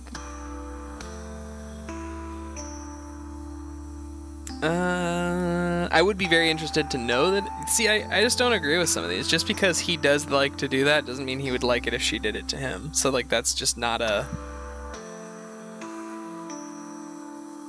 Yeah, no picture. Go to his place and ask to see it. That's what I would say. I would say you need to see this thing, at least. He should be willing to at least show you to back himself up. But this is rough. Or be like, hey, might need to do a phone check? I don't know. I feel like if you're at that point though, you should probably chill. Just call it.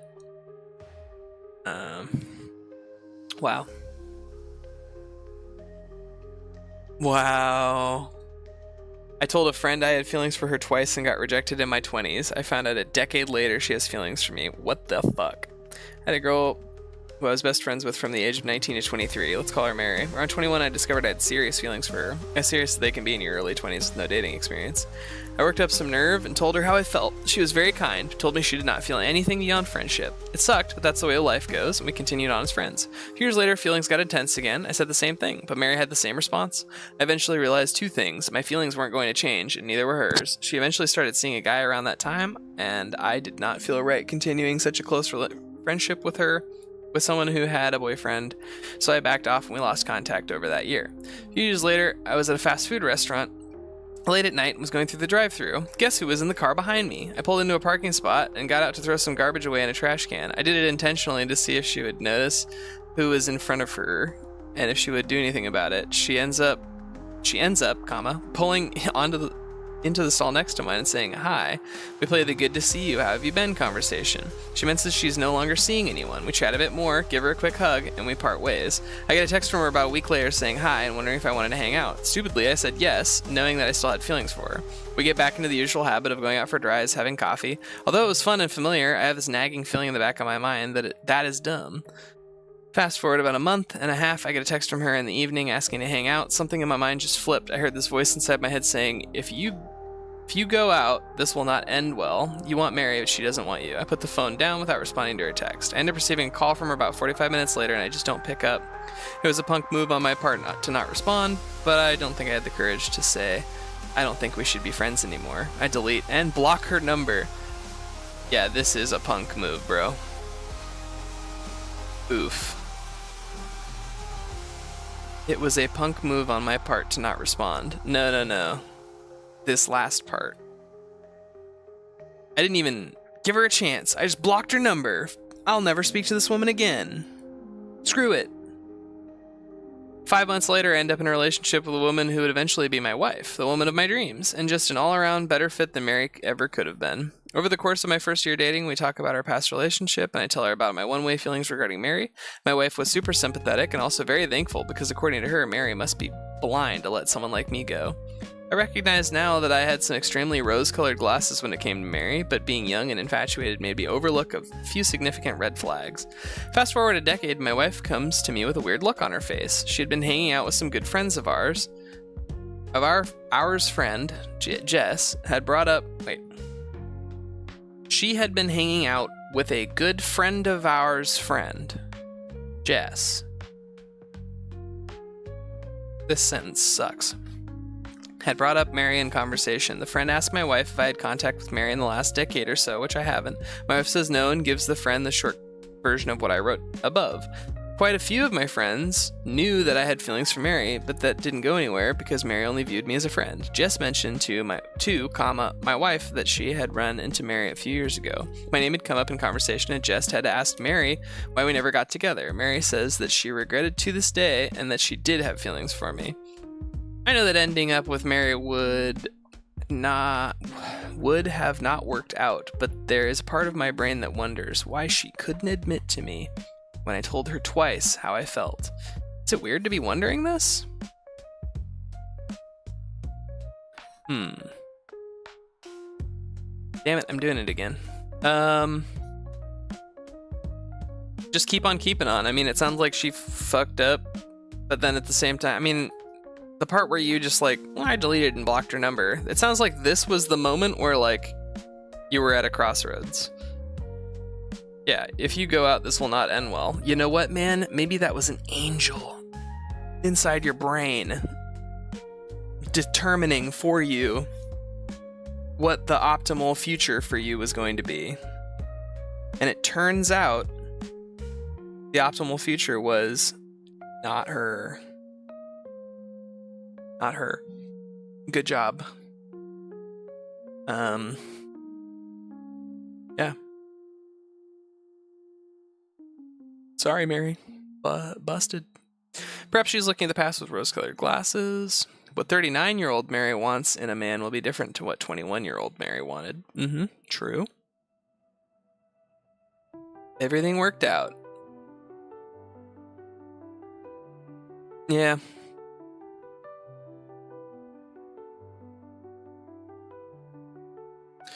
Oh, you better fucking reassure your awesome wife you were thrilled Mary turned you down so that eventually the two of you could meet.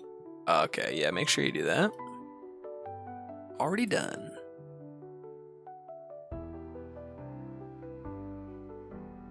Interesting.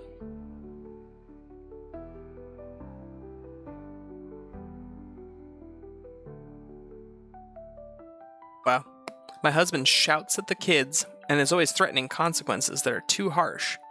How far is too far to let it go? My husband is always shouting at them. For doing what I'll say are regular kids being kids things. Threaten them with consequences where the punishment doesn't match the crime. 1. Miss 5 is banging on the table instead of eating dinner. His response: stop banging on the table or you can find another house to live in. She starts crying. I can't possibly let her think that's the case, so I jump in and say, if you keep banging on the table, I can go and get your high chair and you can use that for a week until you're ready to eat at the table properly. What do you want to do? Guess what? Banging stops. Miss 5 is messing around before bed and won't put her pajamas on. His response: that's it. If you're going to behave like this, I'm not coming to your Father's Day party at school. Again, I can't possibly let her know that's the case. Yeah, it seems like a little, like, why would you tell that to a 5-year-old kid? Like, wow. Again, I can't possibly let her think that's the case, so I tell her to say good night to Daddy as I'm putting them to bed. She shouts down the stairs, "Are you still coming to Father's Day, Daddy?" Mr. 3, while very strong-willed and vocal, is very sensitive. Whenever his daddy is telling him off now, his response is to hug me, Daddy, with the response he gets is, no, I don't want to hug you, in front of my spawn. My spawn? That's not what I meant to say. My son? Whoops. I tell his dad, no, you give him a hug because it looks like his soul is breaking, often getting him ask me, do you love me, Mommy? Even though I tell him this 100 times a day. Oof. Yeah, like withholding love and affection from your kid and make them confused about like the security of like their parents' love. Is love dependent on whether or not I am a good kid? Huh. I find it really difficult to let my kids be treated this way when I'm also... Wait, your kids. Is it...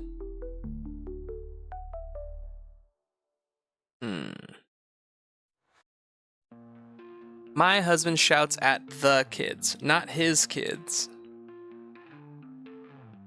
Are they his kids too?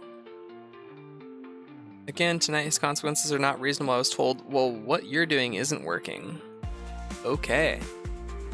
I've spent so much time researching parenting methods and can usually get my kids to behave without raising my voice. It might take 3 minutes instead of 1, but I feel like talking to them and explaining earns respect. When Dad is around, it's getting to the point that shouting at them is the only way they will listen.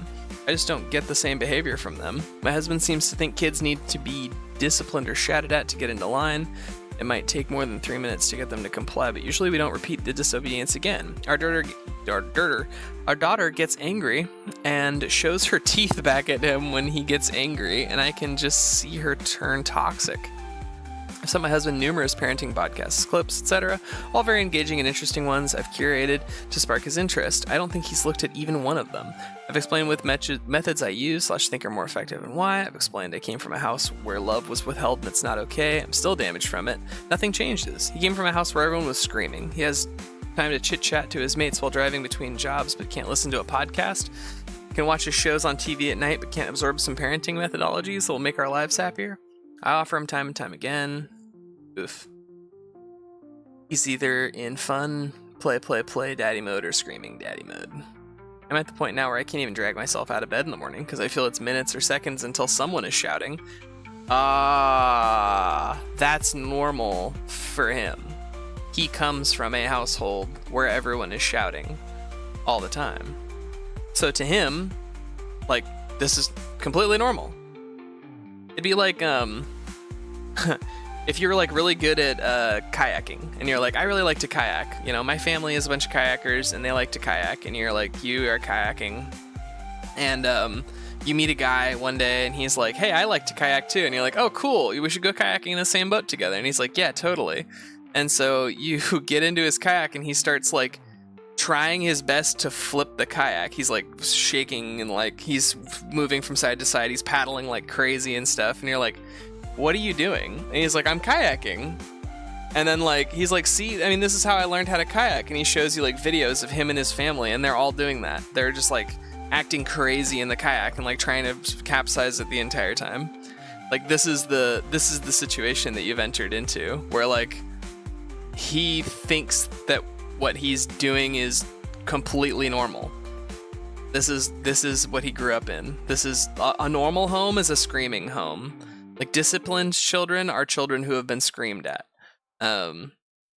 You trying to placate them and play nice with them, that's not working. We need to yell, because that always worked. And honestly, it does work, because it works faster. It's 1 minute. I can get these kids to stop screaming in 1 minute. All I have to do is scream louder than them. And it's just like, ooh, like, okay. Ugh. I can't even think about how to get the kids to behave in my usual way because I'm so anxious he's going to be jumping in and screaming at them. I tell him to leave the kids to me, and within 5 minutes he's jumping and shouting at them over the top of the negotiation I currently have underway with them, and it just completely undermines everything I've been working on. Yeah. So he's undermining the parenting is also pretty rough. I find myself continuously making excuses for his behavior. I tell myself he's tired from work, he's cooking dinner, give him a break. We share the household tasks, he often cooks. We share the finances, but I do not want to raise my children this way. Your children. Is he stepdad? I want to know more about that.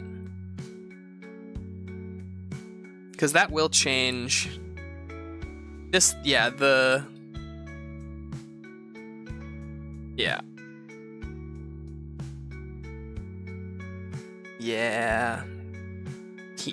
This is rough. Your kids are getting fucked up by the screaming.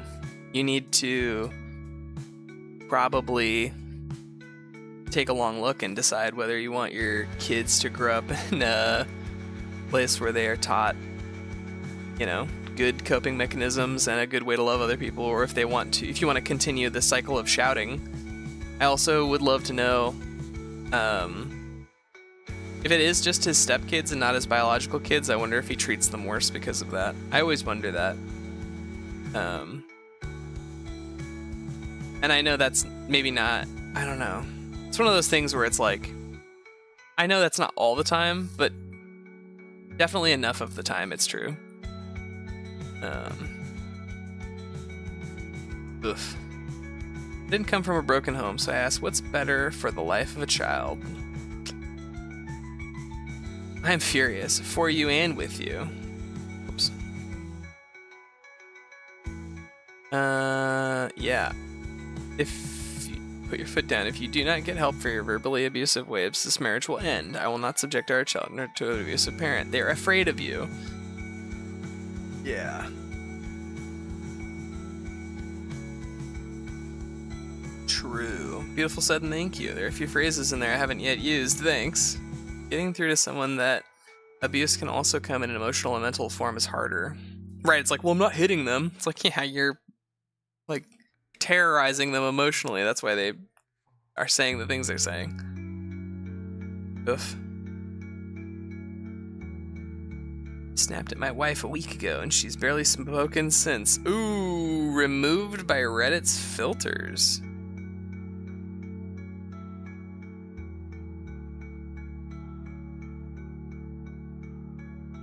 Ooh. I wonder what Reddit didn't like about that. Let's see if it shows up on old Reddit. Nope. Gone.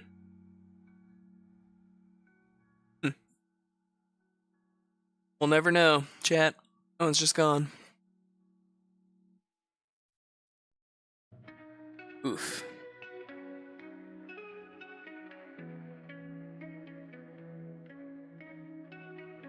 Ooh. My girlfriend made up a sexual allegation against her professor. Oof.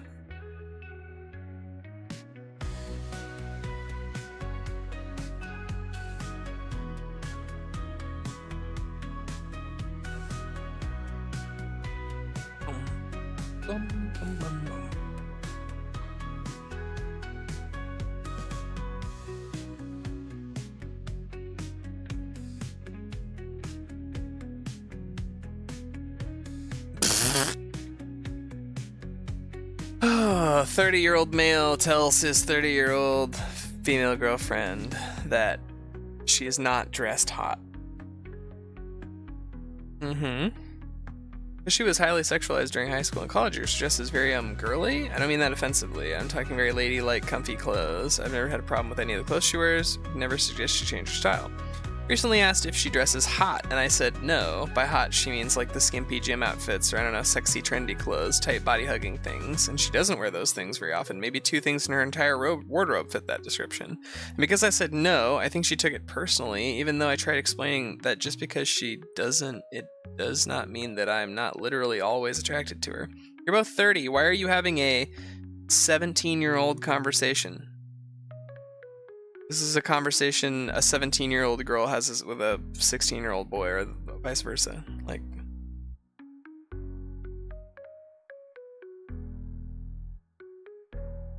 I mean, yeah, I don't know. Boo. All right, let's get out of there. We're on to Tinder. These are the fun ones anyway. Uh-oh. Uh-oh. Stinky. Hey there. Don't tell me someone as cute as you is single. Hey there. I can't believe someone as creepy as you isn't a convicted sex offender. That's, really rude. This is the kind of person who, like, is just trolling. Like, report and move on, honestly. That's kind of lame. This is, I got on at 10 p.m. on Tinder and chose violence. Face, 10 out of 10. Character, 10 out of 10. Arm, 1 out of 2. Aha, nice. If you're at work, I hope you're touching yourself. No? This motherfucker just growl at me? Start the chat with grr.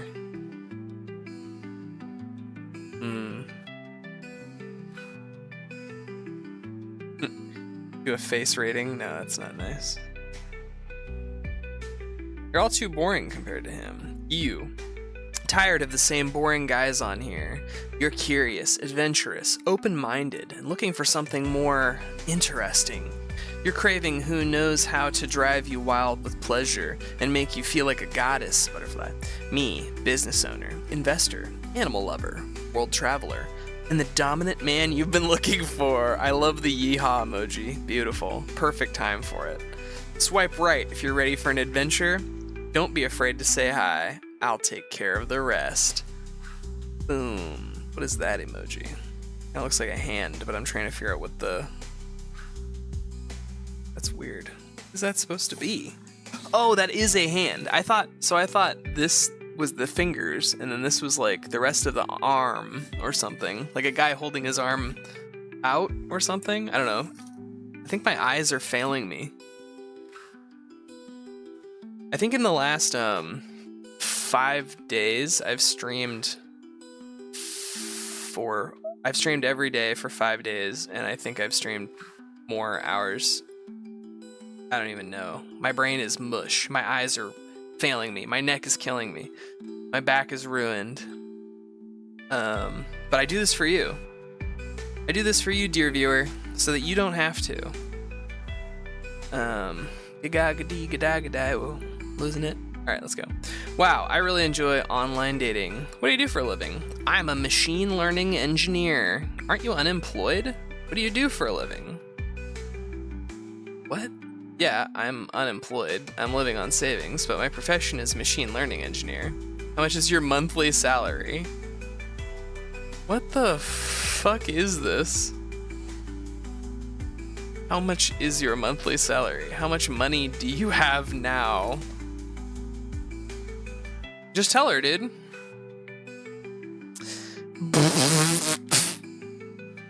They have 3 photos, and one of them is their GTA 5 character. Damn.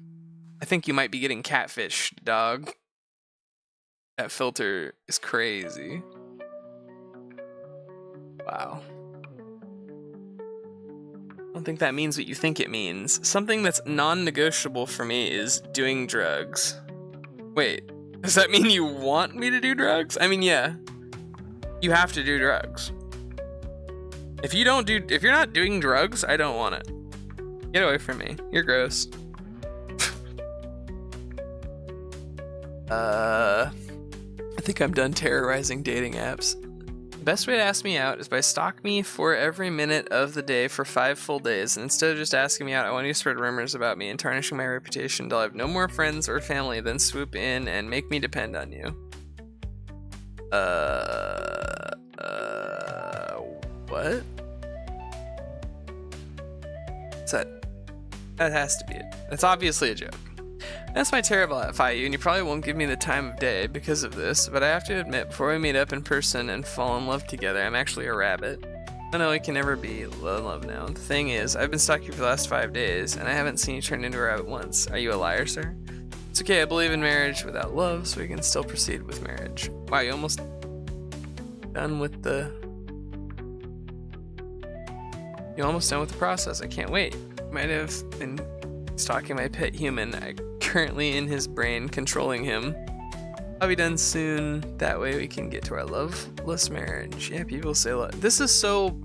I'm sorry, folks. This is a little boring to me. These weird, like, let's get into a weird story and do some creative writing thing together is like... I don't know, man. I'll be done soon. That way we can get into our loveless marriage. Yeah, people say love at first sight and stuff, but nobody talks about marriage at first sight. It's like, I guess for me, it's just saying a bunch of stuff that's not real. Like you can't use any of this as information. So that you might as well have said nothing at all. I don't know. Maybe that's my problem. Maybe this is why I'm broken.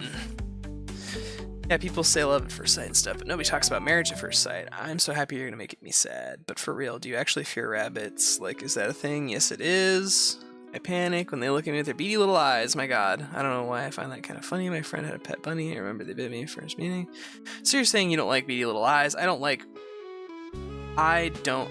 rabbits' beady little eyes. I love your beady little eyes, don't worry. Oh, thank god. It'll be kind of awkward if I had to wear a blindfold at our wedding. No, I couldn't do that. Because I better see tears coming out when I walk down the aisle. They can be happy or sad. Oh yeah? I'm not much of an emotional person, so I don't believe... Can I please see the rest of us and get married now? Starting right after the wedding. What a honey... Like, I am exhausted. I don't care. Like, you two are fucking annoying the shit out of me now. Oh my god.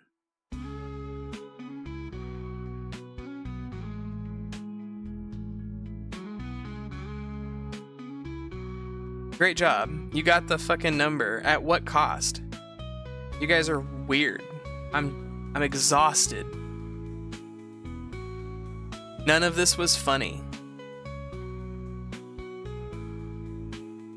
I don't... Also, how... Wait, is this really like... That's why. We are not looking at the top of the week. We were looking at just hot. And so this was just... This is lame. Playful banner. Two people having fun and complimenting each other. Entertaining each other. Much better than usual interview questions that bore everyone. I mean, it is much better than that. In a weird way, though. Yeah, I mean, yeah. Okay, fine. You guys met each other's level. You met each other's energy. So if anything, I'm so glad for people like this guy, because he's out there taking the girls like this out of the pool so that I don't have to encounter them. Yeah. You might as well just said the narwhal bacons at midnight, back and forth. How, to who? I hated this. I hated everything about it. It's horrible. Here we go. I was immediately unmatched, heartbroken. You?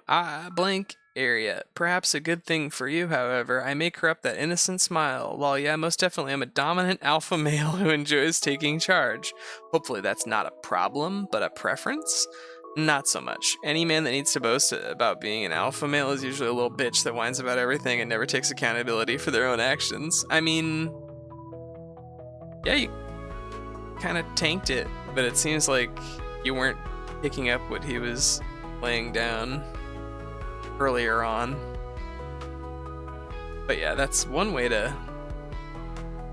Also, damn, you waited 11 hours to write that? What is this rhythm? What is this pace? Nothing. Or sorry, not nothing. Midnight? 6:30 a.m. 5:30 p.m. The hell? English men are better in bed. How do you know this? LOL. Bro, that's so funny. Ruined the man. Destroyed him. Bro is homework sexual. You can think of me as your free online servant. You can make me do literally anything you wish. All of your work. Not here for hookups or serious relationship. Only here to do assignments of college girls. I am a homework slave. Swipe only if you want all your work done. I am quite submissive in nature. Wow. Hell yeah, dude. I mean... I was not familiar with your game. Don't tell me someone... Oh, this we saw. Understandable. I'm confused. That's a bad way to start. Is it a flower pot or a coffee pot in the last photo?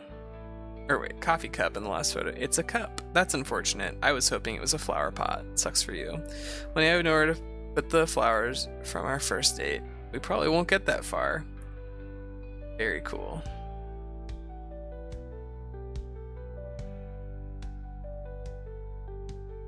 You can't silence me. Want to do karaoke tonight? You can pick a French song.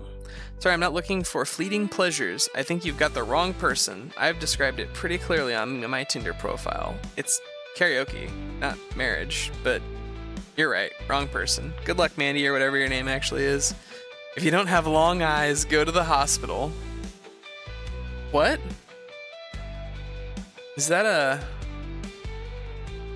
We're just out here trying to meet people. If you think karaoke is a fleeting pleasure, you definitely aren't right for me. It's a Wednesday. Are you stupid? We were never right for each other. Please stop talking. You can't silence me. I have a voice. A voice for karaoke. It's just ridiculous. All these non-serious people out here on Tinder. What do we got? Pussy is rampant. It isn't something special. Grown man. I am the guy most girls want, but don't realize is like less than 1% of actual men. You will need to pursue me some. I'm good where I'm at. Seeing if there's any girls that know the value of a real man has and the limits of their looks. 6'3", 200 pounds, $130,000 a year. Engineer by day, guitarist, pianist, vocalist at night. All day. But under 25 preferred. 39. Oof. Okay. I have a car and some nice clothes, and I think girls under 25 would believe that if I don't tell them anything about my life, like what I actually do, then they'll believe that I make $130,000 a year. HR, scheduling a workplace relationship meeting. Always... Wait, how could we have seen this? How could we have seen this last week?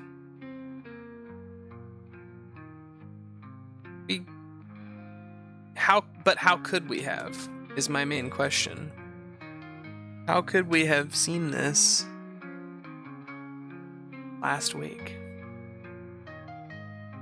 Glad I don't meet the height requirements. I'm 3 months pregnant. You must be 6'3" or taller, have a house, 3-bed, no flats, drive, over 50K, ready to spend on our child, have 6 months to impress me, baby daddy in prison, no partying, no drinking, no smoking. I know my worth. 37-year-old, single woman.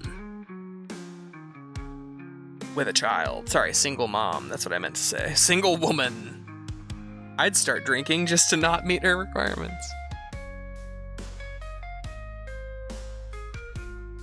They know their worth. Baby daddy in prison to a man owning a 3-bedroom house with 50K to spend on the baby. Yeah, I'm kind of confused how she's... You're not like trading up. You're not even trading in your last one. That's crazy. Ooh. My most irrational fear? Woke people who get on the bandwagon of Hamas and they-thems. I'm traditional. Short men, don't hate me. No. Whoop. Whoa. Dubai vomit. Wow, is this like a... That seems like a very specific thing. Like, I feel like that would have to be... I agree with the Dubai part, alright? No. Damn, kind of a W with Dubai. I mean... The red flag to word count ratio. Let's see if we can... 1, 2, 3, 4, 5, 6, 7. 7 red flags, but only, yeah, that's, I mean, damn, dude. Maybe this is even, maybe some of these even count for 2, because it's a red flag that you would say that, and it's a red flag that you would say that, like, publicly on your dating profile. I'll just leave this one here. About me. Seeking hostile woman for unfulfilling sex, future divorce, and codependency. Looking for a whiny, crazy lady with misplaced sense of entitlement and lots of expectations. Bonus if you just finished dating every guy in town but now want to take it slow with me. I'd be open to an unsatisfying fling but prefer a long-term, soul-crushing descent into booze and pills. I mean, you might win some with these, but I just, like, it's funny for a meme, but it's not very, it's not like, this isn't getting you anywhere, ultimately. He did not laugh. He unmatched. Are you from Iran? Sorry, I ran away from whatever that joke was gonna be.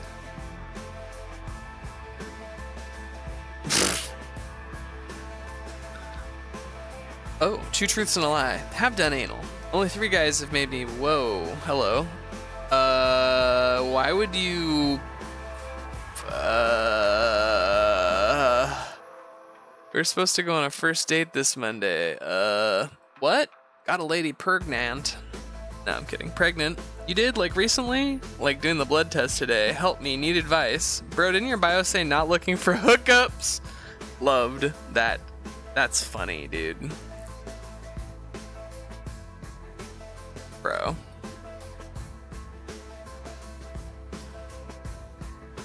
$18, whoa. Oh, some of these are freaky, and I'm trying to remember. It's when they have like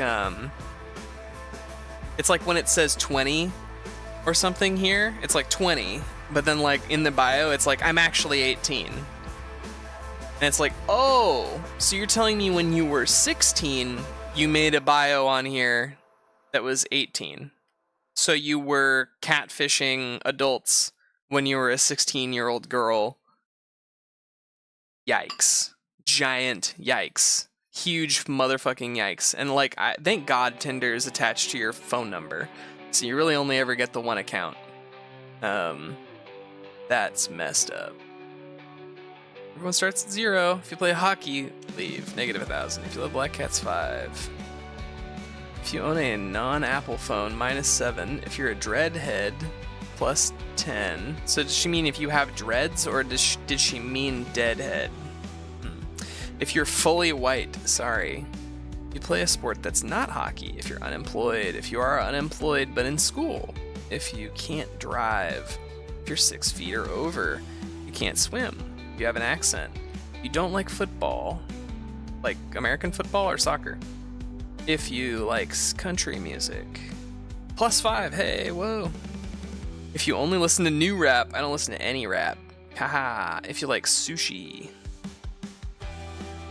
That was chuckle worthy? This made you laugh? It has 2,000 upvotes.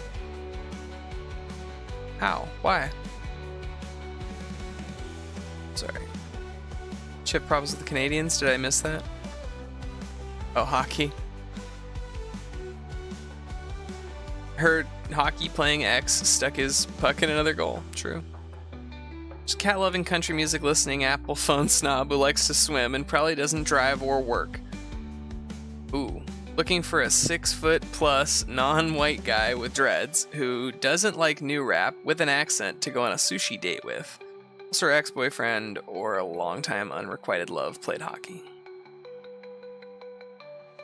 Yeah, this is going to be a rough one. Finding a non-white guy with an accent with dreads that likes country music is going to be an extremely specific filter. Good luck. But she didn't say none of those things. She just said you get or lose points for different things. I don't know. Winding up a match with their own bio. Cut the small talk, please. I don't want to hear another, hey, how are you? Also, if you still live with mom and dad, catch ya. Oh, like around. Photos of just your face. Red flag. Narcissistic, manipulating girls, be gone. Showering daily is a must. I'm surprised how many girls don't. Also, I hope you brush your teeth twice daily like me. Interesting. Hi, sweetheart. Hey, how are you? Hey, I'm good. Just laying in bed. Been a big day. How about you? Nice, same. I just had a shower and brushed my teeth. Now I'm in bed relaxing. Nice, I just did the same too. Have you got much on for tomorrow? My parents want me to clean my room, so I'll probably spend most of my day doing that. What about you? Not so sure if you're being serious or not, huh? You're 31, you have your parents telling you to clean your room? 32 next month. Yeah, I've been busy looking for jobs, so she's a bit of a mess at the moment. Big job ahead. That's all good. Good on you, though, hun. Sounds like you've been busy. Sorry if I came across a bit rough. So do you live with your parents? Is that a deal breaker for you? Oh, just from what I experienced in the past, put me off from dating girls, so will mom and dad. Oh, okay. I thought since I shower and brush my teeth, you might still be keen. Would you like to get to know me better in person? Oh my god. She thought she was fucking with him, and he's like, let's go. I'll ask Mo if she can drop me off. Where do you live? Bro. That's what I thought she would say. I own this house. Oh, this is what I mean. I've just wasted my time talking to someone that still asks for permission from their mom. Nah, I'm sorry. Can't keep talking to you. Bro. You're actually a clown. Oh. To be fair, though, like, again, this is a person on Tinder just fucking around. I guess that's all that this sub really, puts forward. It's your all-time favorite book. Oh, very nice. I'm usually reading longer texts, so they seem quick and fun. My favorite book is probably State of Revolution by Lenin. What about yours? Oh, okay. Please allow me to show you how intelligent and serious I am, milady. Once a guy told me his goal was to read one book every month. He asked me how many books I read in a month, and I said maybe 10. He got all huffy and said, well, I'm not talking about Dr. Seuss. Oof. My friend didn't respond to this, but he messaged her again unprompted. My other favorite book is probably Foundations of Leninism by Stalin. Bro doubled down. He was like, I notice you still haven't responded. Allow me to add another communist work. Yeah, dude. That is a big red flag, bro. It's hella funny. Hella funny. If you have a fetish, it's okay. I guess this is a W for short kings. Hello. Hey, what's up? Notice your height difference. Are you into tall girls? I don't care about that sort of thing. Oh, okay. If you have a tall woman fetish, it's okay. Sick. Cool. Nice. Thank you, I guess. In search of someone with a pension. No pension, but penchant for smiles. What's a penchant? An inclination. What does inclination mean? It means I like nice smiles. Just wanted to say penchant because it sounds like pension. You could have just said that. I feel like you're a finance bro.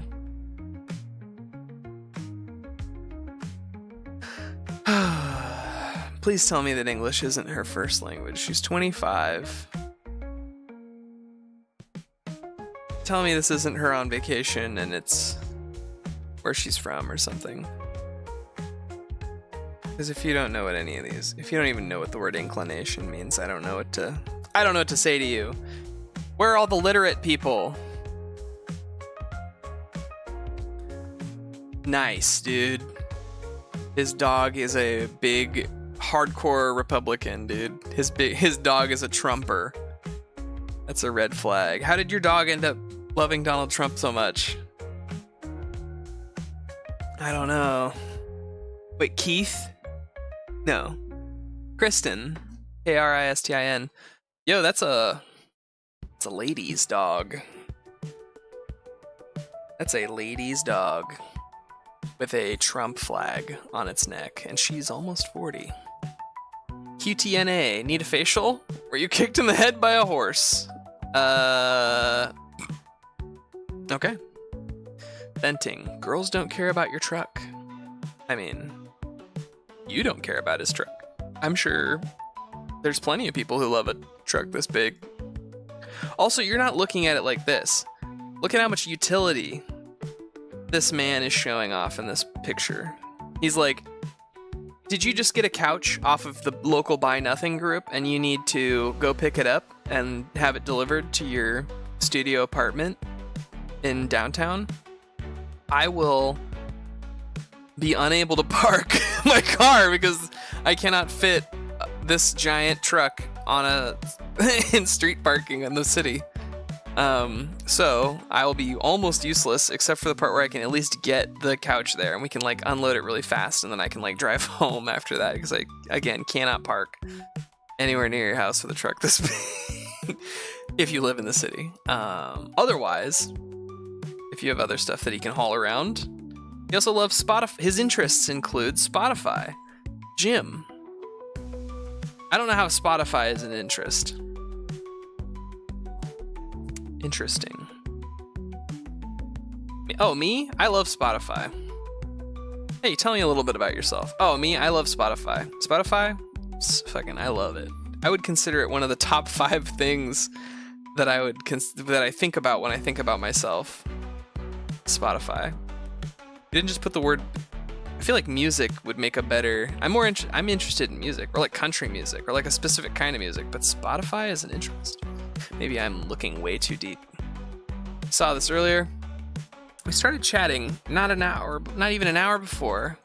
Good holiday for you then. Come over tomorrow if you feel like hanging out before you leave me for Portugal.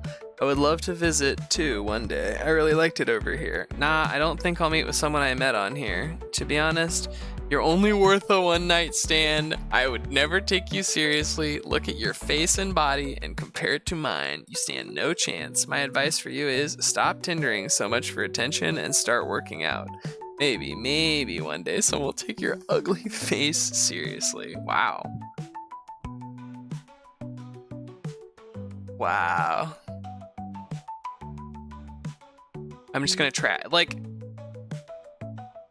it's literally free.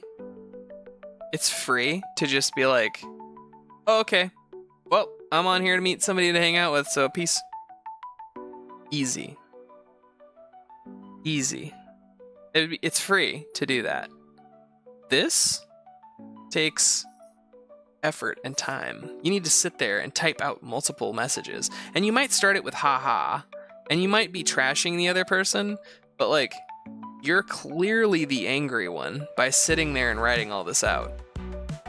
So like, I don't even know.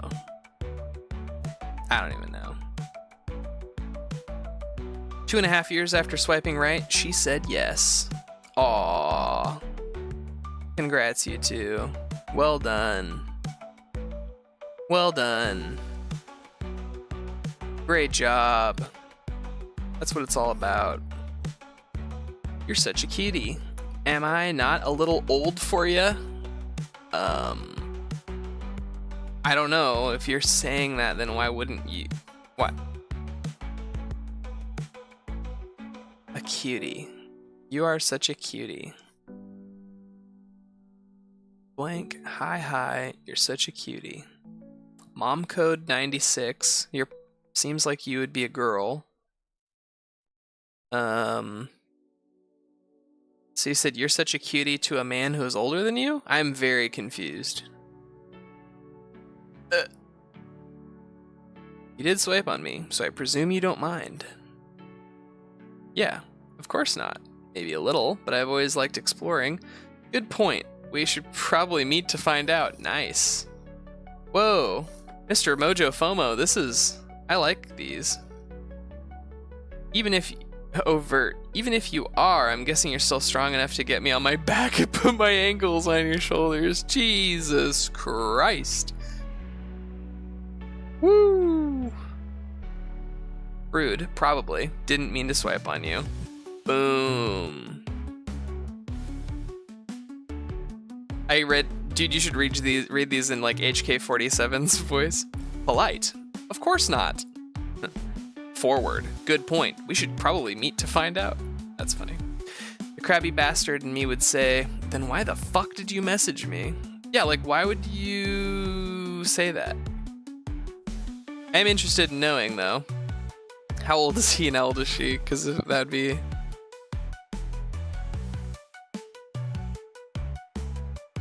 interesting. Actually, you're not old enough. I'm making an exception. You're actually a little young for me. Normally, I do people way older. Way older.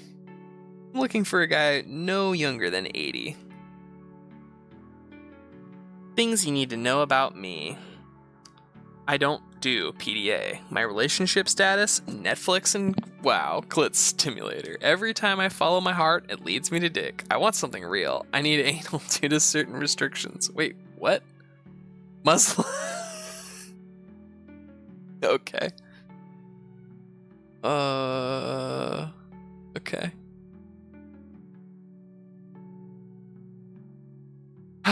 Hey, gorgeous. I'm sure you're as bored as I am of all the small talk on here. I'm gonna ask you a moral dilemma question instead, if you're down. Go for it. Just to warn you, I like when girls aren't afraid of to be controversial. And it's a turn on, so I understand if you don't want to continue. I mean, I'll answer your moral dilemma by telling you the truth, not what turns you on, but sure, I'll bear that in mind. Oh, she didn't... It's one of these pictures. It's like the man emoji. Hang on, I'll put it in chat. The photo, it's like, this. This is the stance in the photo. I don't know how that's showing up on the screen. It's just like a guy standing there, like looking at the camera. It's so insanely funny. And like holding his arm up, taking a picture straight on at the mirror. It's like the most cliche guy selfie in the world. I mean, I'll answer your moral dilemma telling you the truth. Cool. Would you rather go vegan for 10 years or swallow one tiny live chick the size of a Malteser? So you're one of those fetishes that gets turned on by women eating and crushing animals. Is that what you're saying? Hypothetically, yeah. Bro, why would you say that? Why would you say that? I mean, you're fine. Also, my most controversial opinion, if dating profiles have an option to add height, they should also have an option to add weight. I mean... yeah, kind of, I guess. I just feel like there's no way to say this without coming across as like a short guy who's mad.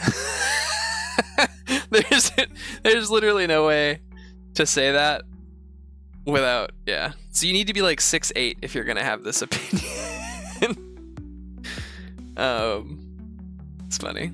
Your nipples are always hard. Jesus Christ, why the fuck would you say that to somebody? It's the first time speaking to them. Yeah, report immediately. No, I'm kidding. Want to reenact National Treasure's pivotal scene in which we steal the Declaration of Independence?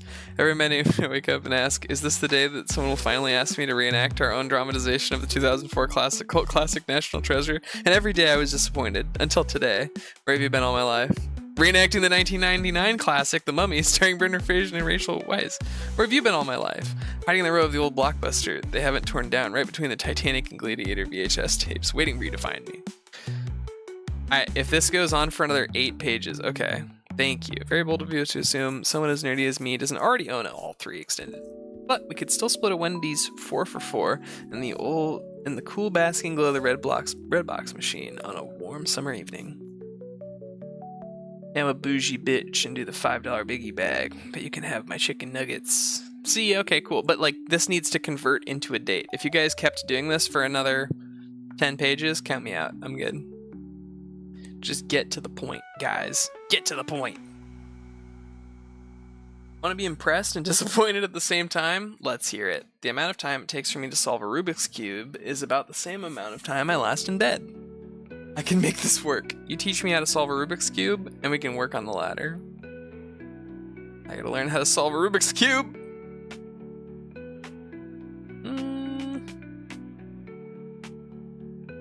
Interesting.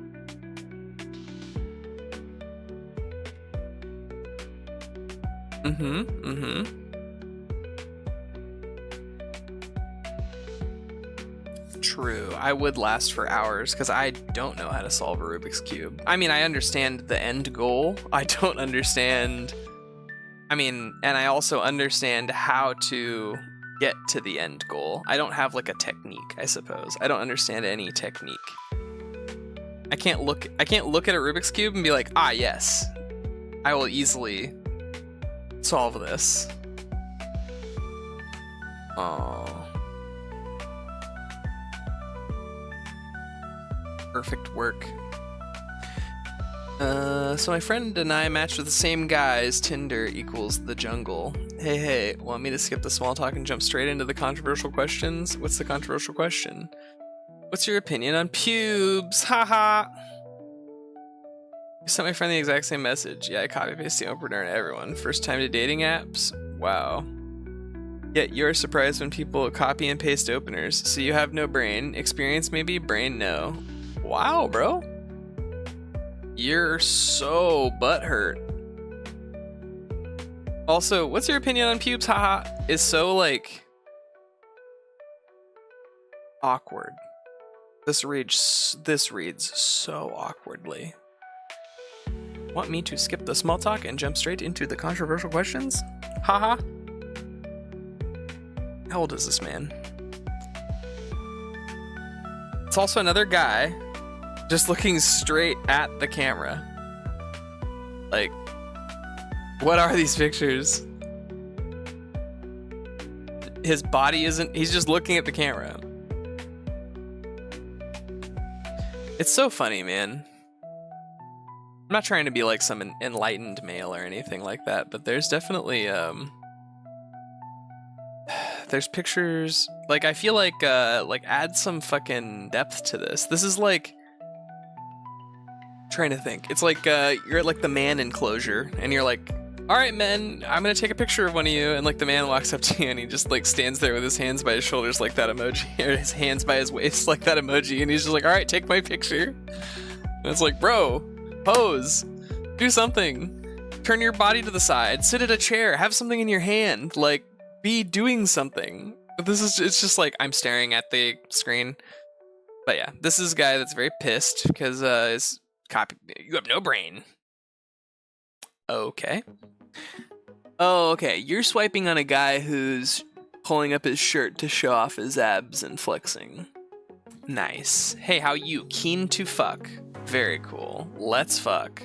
I mean, yeah, you know. That guy's fine. That guy's fine. He's doing fine. The line doesn't work on you. I'm a single mom to 2 beautiful babies and one on the way, due in February. I don't want hookups, looking for something serious and someone to stick around. If you don't like kids or want kids, I'm not the one for you. I got a huge heart and love hard. I got out of a really bad relationship a while ago and trying to get back out there. I do have trust issues now. Show me I can trust you. Single mom of 3. Looking for... Totally. Yeah, starter family, ready to go, dude. Just plug and play dad. Plug and play a father figure. Playing someone else's save game. No. Yeah, pregnant in May. And she's 2 to 3 months after a breakup. Is just too soon to be involved. She needs to be off the market for a while.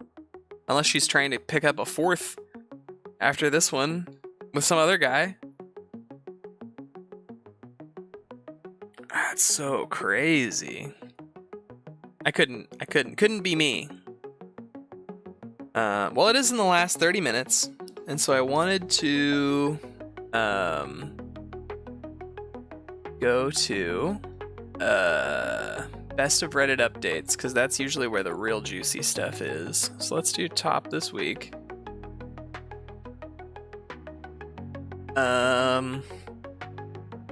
Let's see. Oh, is there more to this? Is there more to this? It's still ongoing. Okay. That was 3 days ago. 3 days ago. 5 days ago. Ooh. Here we go. My boyfriend and I... How long is this? My boyfriend and I... next day... Is there another? Cool. We're gonna skip all the comments, because that seems to be the bulk of this. Oh wait, there's more. Am I the asshole telling my boyfriend that it's his fault if he misses our flight and that I'll continue on without him? My boyfriend and I decided to a trip at the end of the summer months ago. Last night we were still trying to decide how we'd get to the airport when my mom told me that she could take us before work. I told my boyfriend, who lives 30 minutes away from the house, to be at my house no later than 6 for my mother to arrive to pick us up. To drive us to the airport at 6:15. He promised that he would be there around 5:45. This morning, he was nowhere to be seen or heard from until 6:20. He told me that his phone fell and he didn't hear it. By then, my mom had to leave and take just me or she'd be late to work. I told him that he should drive to the airport or get an Uber. His mom decides she will drive him an hour to the airport since he was too late for my mom to take us. He gets to the airport a little later after me and I check in our bags. We get to the bag drop and he realizes he does not have his ID. His wallet is at the house, which is an hour from the airport. I tell him that I'm going to continue to TSA and go to the gate. His mom is going back to get his wallet, which will obviously take a while. I tell him I'm getting on the flight regardless, and that if he misses it, it's a result of his own mishaps. He then begins to ask me what to do if he misses it. I tell him he's an adult, he should figure out a way to make it to our destination by contacting customer service. I planned everything for the trip, down to the flights and travel arrangements. I feel like at this point, I've done all I can do to ensure a successful and smooth trip, and I don't feel it's my responsibility to do damage control for him if he misses the flight. There's no refund from the Airbnb, and we split the price for if we go, do or do not go. Yeah, he's often late, which is why I told him an earlier time specifically to avoid that. I called him endlessly and he didn't wake up until after the time we agreed upon. His mom had to go to wake him up. Oof. How old is he again? 23? Sorry, 24. He's 24 and he needs his mom to wake him up so that he can do stuff? Come on, man. He was up late.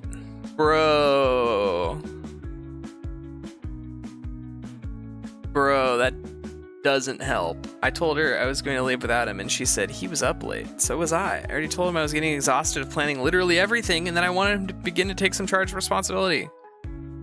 Ugh. Yikes.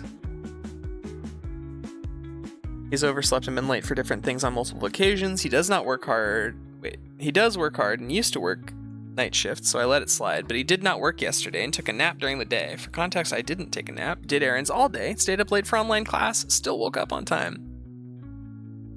I'm going to board. When we were checking our bags, he asked me how to put the bag tag on. At that point, I was so over it and already decided I'm taking this vacation with him or not. He's actually leaving for Marine Boot Camp on September 3rd, which is why we planned the trip.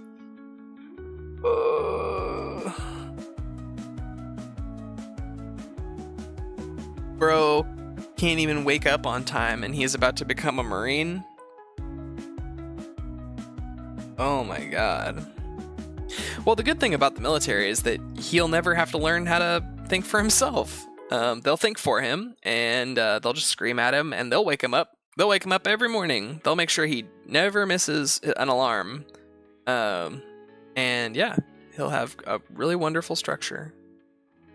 What is his redeeming qualities? Kind, loving, respectful. Will provide just about anything morally or material that I need. But did he make the plane? No. Oh, I thought meant like, did he literally make the plane, like physically with his hands? No. Coming later tonight on another. To another commenter. Lol. He didn't make the flight, but he's on another one later tonight. I also was really beginning to enjoy the idea of going alone. Aww. He's here. I told him I don't want to talk about it tonight. There are no bad vibes. We had a conversation and he agreed with my concerns. This is long but asked for. Skip the first body of text if you read the OG. Wait, Oh, okay, maybe it did for us. I think the trip, despite the mishaps and the conclusion that I'm going to come home at the end of this note, was eye-opening for me, and I'm grateful for it. I have had a track record of misjudging and misinterpreting behaviors, and I promised myself that it wouldn't happen again, so I set my boundaries early. The trip began with him oversleeping, and oh, okay. Ding, ding, ding. During the trip, there were multiple instances that solidified the feelings that were already looming. Outbursts of anger that were followed by childlike behavior and excuses. When confronted, there were only excuses and a lack of accountability, all followed by, "But I'm trying so hard. What am I doing wrong?" Despite the issue being directly explained. He lost his debit card, and despite my efforts in tracing his steps, calling businesses we visited and everything, he stormed off ahead of me in rage.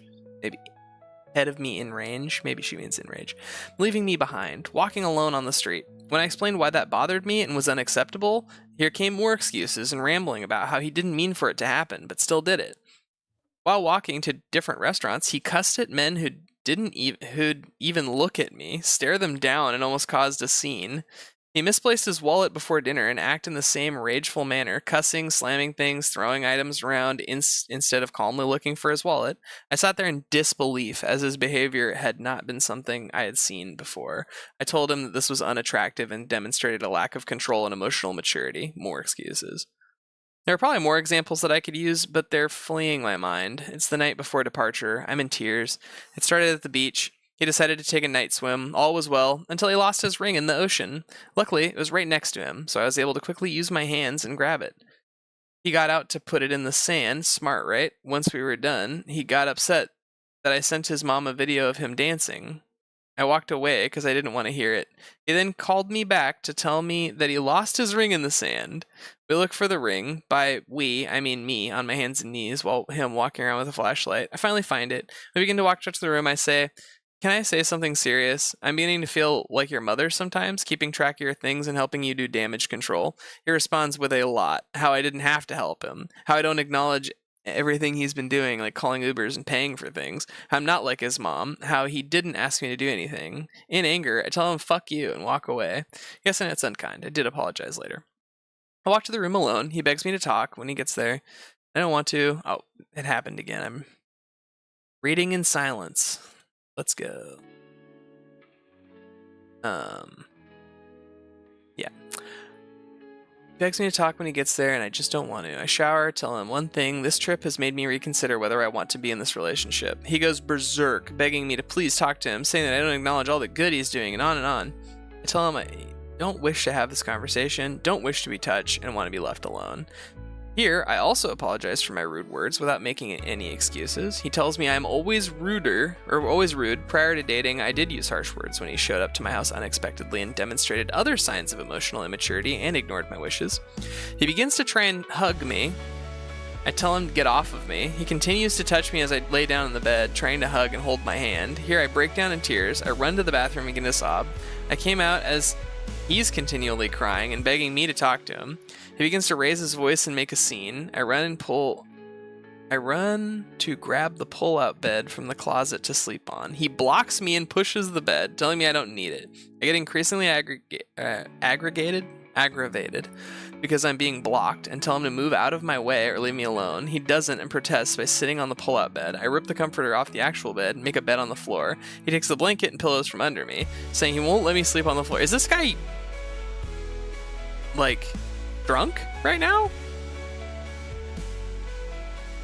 Yo. He continues to yell in my ear for me to get up, that he loves me, put everything behind us, while he keeps pulling the pillow that I reclaimed. Yikes.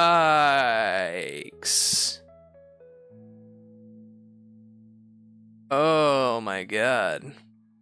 I was thinking about changing my flight, honestly. I'm still trying to figure out the logistics of a breakup, like how and when that could happen. The flight we have is the earliest of the day. There are others, but no confirmed seats on only standby. Commenter. That's only going to escalate in future arguments. Get home safe, please, and never see this man again. Yeah. It's concerning because the type of rage that was ignited in me is the type that has only come out with past exes. Being cornered and my personal space violated. Why did this happen again? Weird. It's concerning because the type of the rage, being cornered in my personal space violated. Yeah, she was like, "Stop touching me, stop touching me." And he's like, and he like hugs her. and then like lays down next to her in bed and keeps putting his hands on her. Gross, bro. Very gross. I will say I did try to push him out of the way. Maybe I shouldn't have? No, dude. Yeah. Get the hell out of there. Out of where you're staying. Thinking about this. The Airbnb is under my name. I already know that I can't really trust him following the closing procedures, so I'm worried about incurring a fee if he leaves something incomplete. Also, if I get up now, I know he will try to prevent me from leaving. That's fucking creepy, bro. If I tried to leave, he wouldn't let me. Okay, then you need to call the police, because now it's escalated to a situation where, like, you're now... what, afraid for your physical safety? Why are you hanging out with somebody like that? Why are you hanging out with somebody who you're afraid for your physical safety? That's bad. That's so crazy. I told him fuck you earlier when I told him I felt like I was his mom, and he said you didn't have to help me look for the ring. I just asked for help. Wait, what? He said I was rude. He would never speak to me like that if his friend's telling me to leave me because of how rude I always am to him. Wow. Feel unsafe, record a future conversation and send it to his mom. I just thought of this hours later. Although I do feel like it would change nothing. When he walked away from me the other day, I told her, and she told me to just be happy with him and be in love and work things out. Yeah. He sounded like a teenage gamer. But during the holiday, he was very aggressive. Time to get out. Just block him on everything. Why I talked about talking to his mom was because she was enabled his behavior for his entire life. She knows what he's like. There was an incident recently when he was at a soccer game. He was aggressive. He had drinks. Some guy was bumping into him. I was sober and believed it wasn't intentional. I witnessed the entire thing, but he swore the guy was bumping him on purpose. It was a crowded game and we were exiting. Everyone was touching someone. He began to heavily body check the guy back with extreme force. He went to the bathroom. The guy came up to me and told me that my boyfriend is going to meet the wrong person one day. So embarrassing. I should have audio taped. I feel stupid now. However, I'd definitely make an excuse for him nonetheless. It wasn't like this before. The aggression is something I haven't witnessed. So really, yeah, okay. So yeah, he's just like that everywhere else. And he's just, it's after the years, the mask is slipping. Is he an alcoholic? In the past, he's used alcohol to self-medicate and deal with emotions. On one instance, his mom had to drive to his Apple location and found him drunk, asleep in a car outside a friend's house when he promised her he'd be home soon. I'm not sure if the frequency or amount of drinking would warrant a formal diagnosis. At the airport, when I left, he was asleep. He hasn't messaged me or read my texts, and his location isn't moving, so I'm assuming he's still asleep. Boarding in 10 minutes. I left for the airport alone. When I left, he was asleep. When I boarded the plane, he texted me saying that I should have woken him up so he didn't miss the flight. He said I should have at least woken him up because apparently his phone was on silent. He actually overslept because I left while he was sleeping to get to the airport. He missed the flight. I sent him a text explaining everything and did let him know to not come to my house or I will call the police. He's currently texting my mom long paragraphs trying to explain his behavior. I told her to ignore him. I broke up with him via text. Hey, thanks for your support. We did break up. He's leaving in a week. OP here. I did break up with him via text. I told him not to contact my parents or come to our home. He did both the next day, texting my mom and leaving flowers on my doorstep. He is continuing telling me he will seek therapy and that I'm the only woman for him. Yikes. Big ol' yikes. Giant yikes. He was fired twice for tardiness from Walmart and a warehouse. Oof. His mother actually told him that he should move on and find someone who doesn't fight with him all the time. I told her initially that his behavior was abusive, and she agreed that he sounded like his dad, her ex-husband, physically, sexually, verbally, emotionally abusive. I told her that I wouldn't even consider him in the future unless he thought therapy, and that I had concerns about him passing boot camp. She told me that therapy makes your brain sick, and that he should find someone who believes in him. Yikes. Oh, okay. So yeah. She has like golden child syndrome or whatever. She's like, my kid could never do wrong. He's a perfect little boy. You're just a you're a mean lady. And, you should find a woman who doesn't challenge him so much. Yikes. Ooh, phones on silent still play the sound for their alarm. True.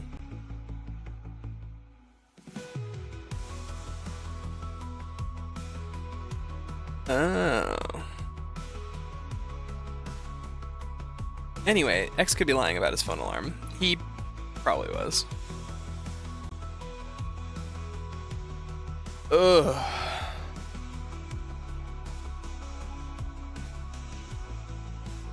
Yeah. He's very kind. No. Didn't seem like it. Didn't seem like it. He's very loving. See, kind. What? Respectful. Really? So, like, when you told him to not touch you and he grabbed you, and then when you're trying to get away from him, he kept getting after you, and then when you like tried to do something to like help yourself, he blocked you, and then... Interesting. He'll provide anything morally or materially. Well, except for the part where he can't be on time, or like, you know, wake up or do his part for a lot of things, or... Yeah, it's, no. Overheard my girlfriend said she would leave me for someone taller. Oof.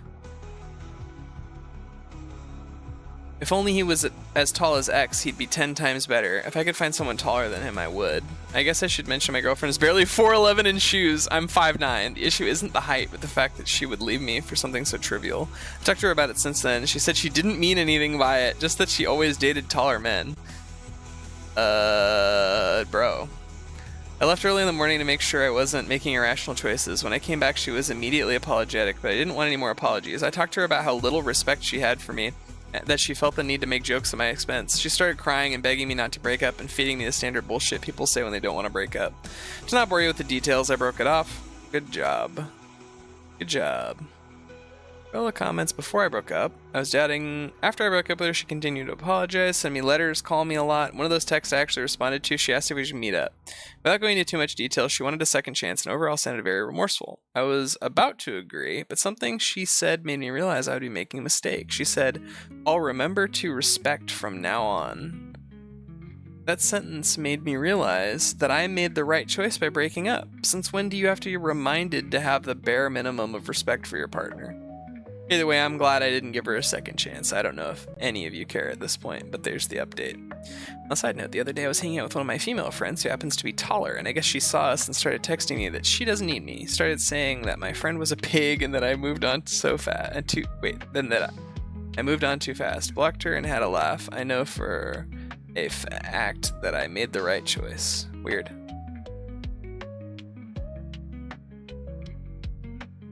Yeah, I don't get that. She's like 4'11", and so she's like, yeah, I need to marry a guy who's 6'8" and have kids so that my children have a chance at being like 5'9". Like, that's not how genes work, really, but okay. Oof. I don't want my sister's boyfriend to propose on my wedding day. Yeah, that's fair. Entitled stepmother got banned from my wedding. My little brother is actually my fiance's kid. What? So confusing. Found a friend looking for gay sex on Grindr. He's publicly straight and engaged to a female mutual friend. What do I do? Yo. Okay, let's figure this one out. What the fuck? Yes, the title's fucked up, I'm aware. My fiance and myself have been together since we were 17 or 18 years old. Honestly, he was always kind, handsome, funny, and everyone used to say I was lucky to have the whole package. I felt so lucky too. He always treated me with love and respect, and this makes everything just so shocking for me. I've always had a good relationship with my mom. It has always been her and I against the world. My dad died in an accident when I was little. We always joked we are the real-life Rory and Lorelai from the Gilmore Girls. My mom dated guys on and off. Usually cool and nothing really past the early stages. Around 4 years ago, my mom told me she was pregnant, which was a huge surprise. My mom was around 42 years old, and although she was sort of dating someone recently, didn't meet the guy, but knew she went on dates, it was still a big shock. She never thought she could be pregnant at her age, but she had me when she was super young, an oopsie, and I can tell she was stressed and worried. I decided to support her since she was always supported me, and tried to reassure her. She then had my brother, who is now 3 years old. I have a close relationship with my brother. I have taken care of him since he was born. I just love the guy. My fiance was also always helpful with my brother, and I would take him out for ice cream, playground, pool during summer, etc., but nothing was weird. He was just my then boyfriend spending time with my brother and I. Now to how I found out. My fiance and I lived together since we finished college. My fiance was not at home since he was hanging out with friends, but I was home because I didn't feel like going out and just wanted to chill on my sofa. At some point during binge watching a series on Netflix, my laptop died and I was too lazy to get my charger, so I just took my fiance's iPad. I know the password, but honestly never used it before. The iPod logged in, and I got a bunch of messages pinging. I guess he hasn't used it in a while? Anyways, this got my attention, and I went to check it out, and of course, I found everything. My mom's number wasn't under her name, but I recognized the number and verified it with my phone. She was telling him she felt guilty, and that I should know. He said he also felt guilty, but couldn't lose me, and they fucked it up. She said that it was unfair for my brother to never not know his dad, and that if he could live having his son around, not behaving like a dad but a brother-in-law. I broke down. What the actual F? There weren't a lot of older messages, just some photos stored of my brother as a newborn, my mom pregnant, and more photos of my brother growing up in an album. I couldn't anymore. I cried for what seems like ages, and I wait for my boyfriend to come back home.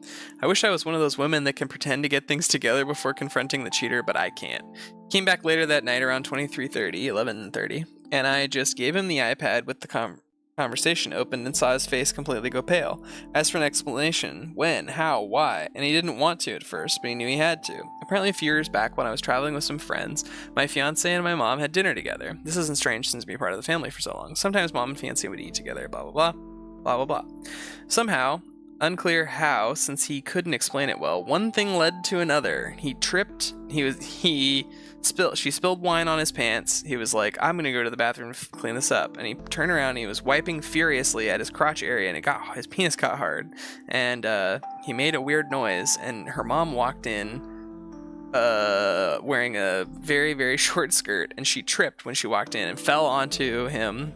And he went, whoa! And he's got super, like, he does not last long in bed at all, so it just happened, like, whoop, all in one move. And they were like, oh, well, I mean, there's no way you got pregnant, you're like 40 plus, and that was an accident anyway, we just won't mention this ever. And then she was pregnant, and they were like, let's just keep this going. Let's just keep lying. That's so funny. Oh, and they ended up sleeping together. They felt guilty, but apparently not guilty enough because they slept together 2 to 3 more times, using the excuse of meeting up to discuss how to tell me. Apparently, when my mom got pregnant, they stopped sleeping together and decided to not tell me, since my fiance loved me and couldn't lose me, and my mom didn't want to lose her daughter. So here we are now, with 2 of the most disgusting humans. I obviously broke the engagement, told my mom to never talk to me again, and move in with a friend. I feel bad for my brother since I really love him, but I can't be around him now. I just can't. I feel like it would only remind me of those times we talked about having kids. I would be his baby mama. Only baby mama. What? I'm so confused. I feel bad for my brother since I really love him, but I can't be around him now. I just can't. I feel like it would remind me of all those times we talked about having kids. I would be his baby mama, only baby mama. We talked about this future since we were 17. So I want to puke every time I think how I was actually taking care of his child with someone else while still having those dreams. First, I want to thank everybody to the update. As I was afraid, I was indeed confronted near my office this week. I knew this was coming, but thought maybe I had more time. My ex was the person to come find me. Yesterday, after finishing work and walking to where my car was parked, my ex was sort of lingering, waiting around. I thought about running, not gonna lie, but I guess in the moment I felt strong enough to get over with it. Instead of having that hanging above my head waiting to be approached again. He asked if we could talk. I said yes, but I didn't feel like having the conversation over coffee like we were friends. It felt ridiculous, so I told him to just talk right now. He basically said sorry 100 times and that I deserved better. Yeah. He said he did love me, and that he still does, but he would understand why I wouldn't want anything to do with him. Cool. He said that if I did in fact consider giving him a chance, that he would go to therapy.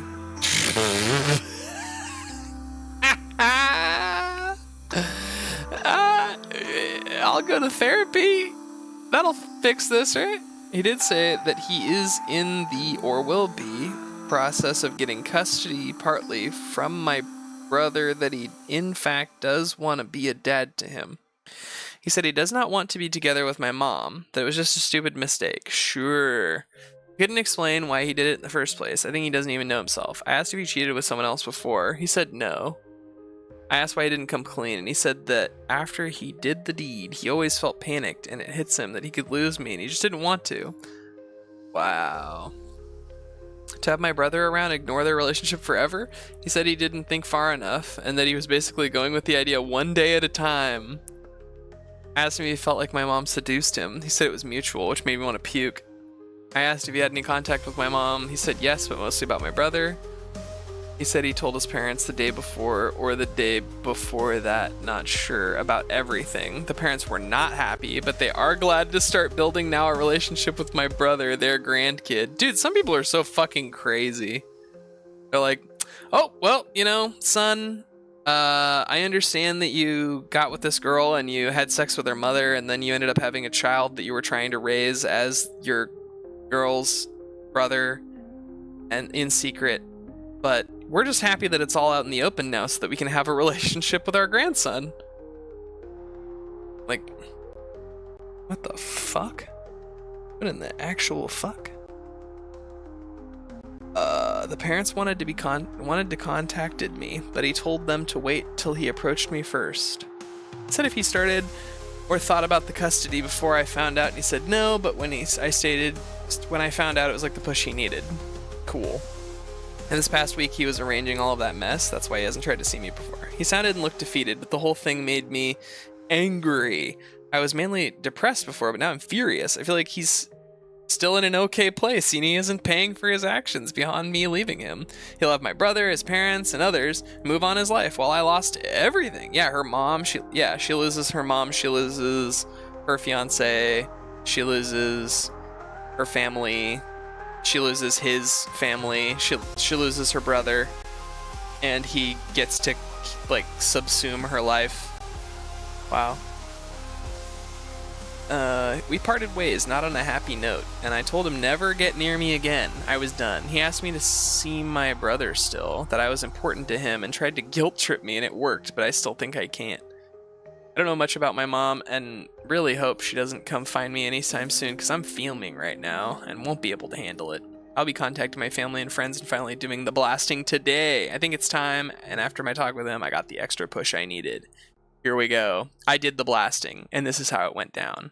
I first posted on my family's Facebook group, We Share. This is from my mom's family's side. I used inspiration of what you all suggested in my last post and said something around the lines of, I want to communicate to you all that my wedding with X has been permanently canceled since I found out that my mom and my ex had in the last few years a sexual relationship which resulted in the birth of my little brother. I had no clue of any of this, and I found out about it last week. I won't have moving forward a relationship with name mom and ex name for obvious reasons. I would appreciate your understanding, and I felt it was only fair to let you know about the situation since I value transparency and honesty above all. I also included a screenshot of my mother's message, what I said to her once I found out. Ooh, wait. Oh, she's doing the nesting. She does this thing a lot. It's like, I'm gonna do a quick aside. Oh shoot, I have to do another quick aside. Oh shoot, I have to do another quick aside. Oh no. And then you have an open, see, you've now confused yourself. Open parenthesis, open parenthesis, open parenthesis. Then we have one close, and then we have another close, but we don't have a third close. So technically, everything else after this is included in this parenthesis, which is now fully open, and it just keeps going. Yeah, you didn't close one of your parentheses, and honestly, you could have just had commas instead. I also included a screenshot of my mother's message. What I said to her once I found out, all the message she managed to write back before I blocked her. Didn't open the message till before the blasting. I didn't want her to read her, and be persuaded. It exploded. I had family reaching out via text and calling the whole day after the blasting. I would say most were very supportive, and I could tell they were just shocked. There were a few neutral and some suspicious that it wasn't the whole story and maybe I misunderstood. My grandparents were in the maybe you misunderstood category, which it wasn't surprising since my mom is super close to my grandparents, and like I said before, my mom was always a good mom, so no red flags. I'll be moving with a cousin that is more like a sister to me. I haven't reached out to her previously because I know once she knows everyone would. That's why I went to my friend's place. My cousin is devastated on my behalf and offered I live with her and her 2 kids until I can get on my feet. I accepted that I'll be moving next week. I'm a bit afraid. Then proceeded quickly to post a similar message for my friends on Instagram. I think I'm just going to start skipping her, like, parentheses, because it didn't hurt my understanding of the story to just I don't know. I created a close friend story and tagged most of them too. This went sort of viral in our friend group. Actually, one of my friends sent me my Reddit post and asked me if this was me. I confirmed. They were also shocked and speechless. They never thought my ex would even remotely do anything like this. They said, he's crazy about you. Oh well, apparently he went overboard on the crazy part. The group of friends is divided at the moment. Some are completely on my side and some are thinking it isn't the whole truth. Told everyone that reached out that if they couldn't believe it, ask their friend if he is asking for custody of my little brother. That kind of shut them up for now. My ex deleted his social media apparently. Also, my ex's parents called me like I guessed they would. They were kind to me. We're very sorry about everything. I got the feeling they were also overwhelmed and very disappointed. However, it was clear they will be supporting their son. They're very upset at my mother and don't want anything to do with her. But not sure how that will work with my little brother and everything else. They tried to give me info about custody and what my ex is up to now, but I shut that down quickly and told them I don't want any information. I wanted to move on. I also asked them not to reach out in the near future, that I need distance, specifically if they'd be supporting my ex. Also, my ex and my mother, after the blast, were going nuts trying to reach out to me. They tried calling my friend and reaching out from different numbers. I had to put my phone on silent and ignore everyone. However, my mother sent me a long text from another mom number, and that was a weird text. She said that I was being cruel and that she didn't think she raised me that way. She said she thought she had a better relationship than me blasting out laundry like that without talking to her first, that I didn't have the whole picture. She did mention something that confused me. She said in her long-ass text that the reason she slept with my ex is because he reminded her of my dad, that it was grief, that she didn't mean to use him to heal her pain, but she wasn't strong enough. Yikes. Like, did she think that my ex looks physically like my dad or personality or like what? Yeah, doesn't... No. Not... okay. I mean, they share dirty blonde hair, blue eyes, white skin, that's it. I don't know what else. That threw me through a loop. I was not expecting that. I'm holding on better. I don't cry every hour, want to murder them, but I'm just sad and upset. Damn, dude. I thought I raised you better. I never in a million years thought you'd fuck my boyfriend, but here we are. Yeah, right? My petty ass would be sending that. Yep. The irony of her blaming you for airing laundry when she said that. Crazy. Oh, there's more. Wow. My group of friends is divided. Some of his closest friends have been saying that I should give him another chance, that no one is perfect, but he loves me. Oh my god. They even said that Max, little brother, and I could be a perfect little family, and then I could make sure that my little bro is a good stepmom. Wow. Oh my god. Yeah, it's like he laid off about, like, oh, I got laid off, honey. I just didn't say anything. Like, oh, it's just, whoops. I have some girlfriends that are completely on my side and supporting me. I'd love to know what the split is, because she says he has friends that are on his side, and then she says I have some girlfriends that are completely on my side. Where are the boyfriends on your side? Why do they not agree? Yeah, but our group friend isn't solid anymore, and everyone is taking sides. I did have a conversation with Max on the phone, though. I admit I had a bit to drink that night since I was coming back from meeting some friends, but I remember the talk.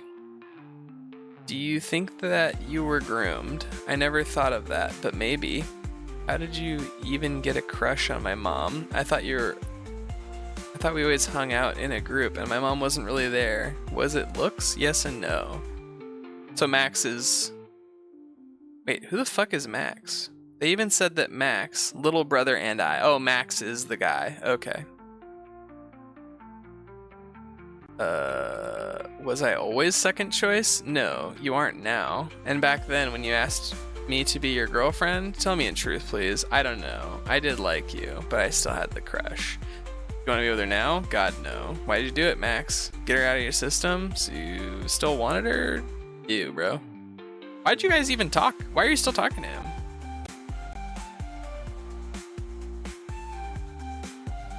Ew. Yikes. I feel stupid for opening up and calling him and asking those questions. Yeah. I don't know why. Yep. Yup. I feel stupid for opening up and calling him and asking those questions. I said 1,000 times I don't want to know more, but I was weak. Every time I feel like moving on, I get hit again by everything. My brain can't understand yet. Like, this is what happens. This is what happens when you seek closure. This is seeking closure behavior. Closure-seeking behavior is getting onto the phone call with your ex who had sex with your mother and had a baby with her and lied to you about it. Don't do that. On the mom front, well, not a lot has happened. She continues to try to fix it. My grandparents reached out to me, but I didn't answer. I'm sure they're trying to give me support. Wait, I'm sure they were trying to give me support. I'm moving to Spain! Oh, cool. An au pair. Wait a minute. I don't know about that. Interesting. The kids are adorable. I've been learning Spanish. Cool. I haven't told almost anyone about it. Just a few friends I trust. My mother's been telling people I'm being mean to her when she wants to fix everything. She made a mistake and is trying to fix it, but I'm being difficult. She's just human. Not surprising. I'm now really coming to terms on how self-centered she is and has always been. I'm sad. I lost the mom I thought I had. Feels like if she died. My new therapist, yes, I got one last week, yay, said I'm grieving. Max has left me a bit alone since the last call we had. Artie's focusing on a little brother and just staying under the radar. I've had some short calls with little brother, which is even bittersweet. He's doing okay. He, of course, doesn't know what's really happening, but he's happy with having a new dad. It doesn't hurt as much as it did before, but still hurts. For the record, Spanish men are hot. Or they're also ladies' men. You know what? I don't know enough to say one way or another, you know? Sucks for OP and the kid. Oh, man. My dad is 20 years younger than my mom. Used to be engaged to my sister until he knocked up her mother, who was actually my mother, and my sister rightfully left the country when they tried to trap her into being my sister's stepmom because my dad is still in love with my sister. Bro. I don't even know. Holy shit. Okay, well that was a lot. I think that's a good one to end it on. You know what, folks? What did we learn tonight? Because I don't really remember a lot of what we actually did talk about. I think there was like something about throwing rocks at chickens that I didn't like. Don't throw rocks at chickens. That one about like both partners thinking that the other one was waffle stomping turds down this shower drain. That was crazy. I still can't believe that was happening. And then they found out that that wasn't a big deal. Or not that it wasn't a big deal, but it wasn't the other person. It was just had to do with the actual drain itself. Nobody was pooping in the shower except for the drain. The drain was pooping in the shower. But yeah, that was great. Thank you for joining me. Or if you're listening at home, thank you. I really appreciate the viewership. If you haven't already, consider dropping a follow. Subscribe on YouTube. Like my videos. Show up next time to get your chats seen. Wait, what happened?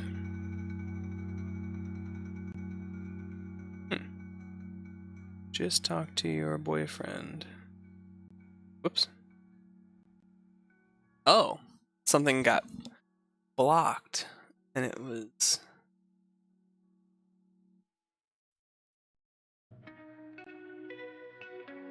Yeah, I agree with that. I was reading the comment in the thing that got bust out of chat because I wasn't actually I don't look at that chat. I look at a different chat, and then the chat that I was looking at that didn't show up for some reason.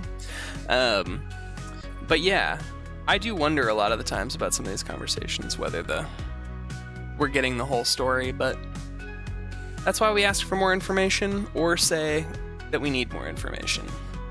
But yeah, again, thank you for watching. Catch me next Tuesday at 6 p.m. Otherwise, I'll probably be streaming again Thursday, Friday, Saturday, Sunday, and Monday.